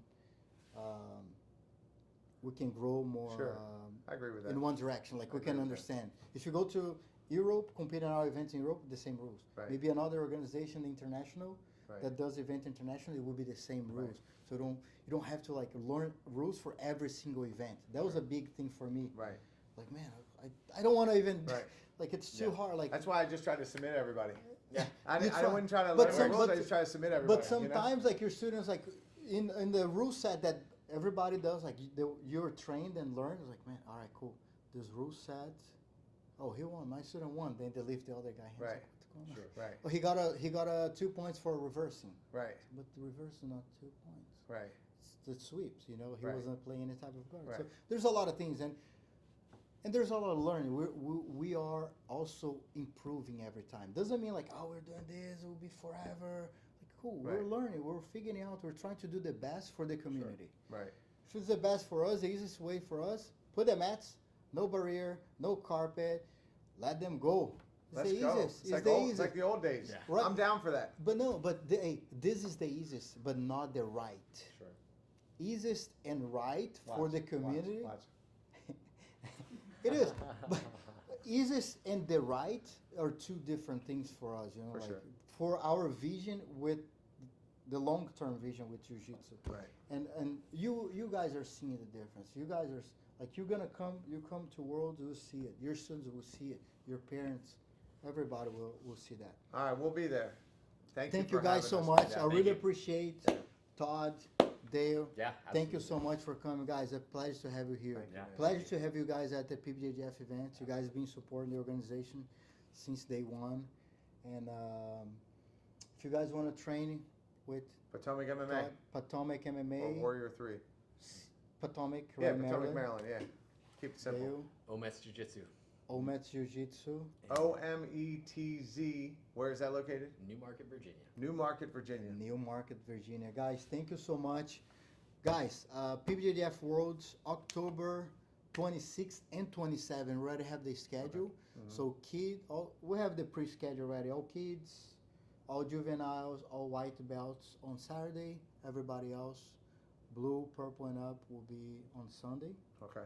And we're going to do the finals of the black belt division at the end. Mm-hmm. So also have a prize, $3,000 prize at the event. Saw that. One for adults, Uh-huh. one for master, Uh-huh. and one for female. Mm-hmm. I want to see the female there. I want to see, man, when we start putting the money, investing the women, like I want to see women there. Sure. Like, Yeah. tell everybody, please, because that's the only way we can support back. Sure.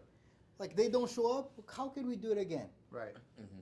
For sure. How can we increase that? The goal is to Sure. increase always, Yeah. right? Sure. Maybe 1 million one day with the Right. real money, Sure, like coming sure. from the organization. Yeah. Right. I don't want to be sketchy. I want Right. to do the right thing. I want to Yeah. do the. Right. I don't expect somebody come like I'll put 1 million with the money that I don't know. It's like Right. not yet. Thank you, appreciate it. I like money as a prize, and I also dislike money as a prize, because it gets way more contentious Oh, it over a does. 2-point call, Yeah. over a pass, over when there's money on the line. Yep. You know, so Yeah. I go in both directions on that, but I think, you know, the people that when you get to black belt and you know, like, you should be mature enough to be able to, you know, and it's as long as it's not life-changing money, Sure. right? Yeah. Life-changing money is like when they're the $1 million, like Yeah. that's why, you know. Anyway, Yeah. I think it's great what you're doing. Keep it up, and I hope that folks, you know, don't be so contentious. It's the money is just a bonus on top. It's a bonus. It's the competition is. that's the journey is where you get the most growth. And so, Sure. thank you for doing that. Thank you, Yeah, guys. I thank you. appreciate it. Sign up, guys, as soon as you can. PBJJF.com. Go to Worlds. Omets. Os.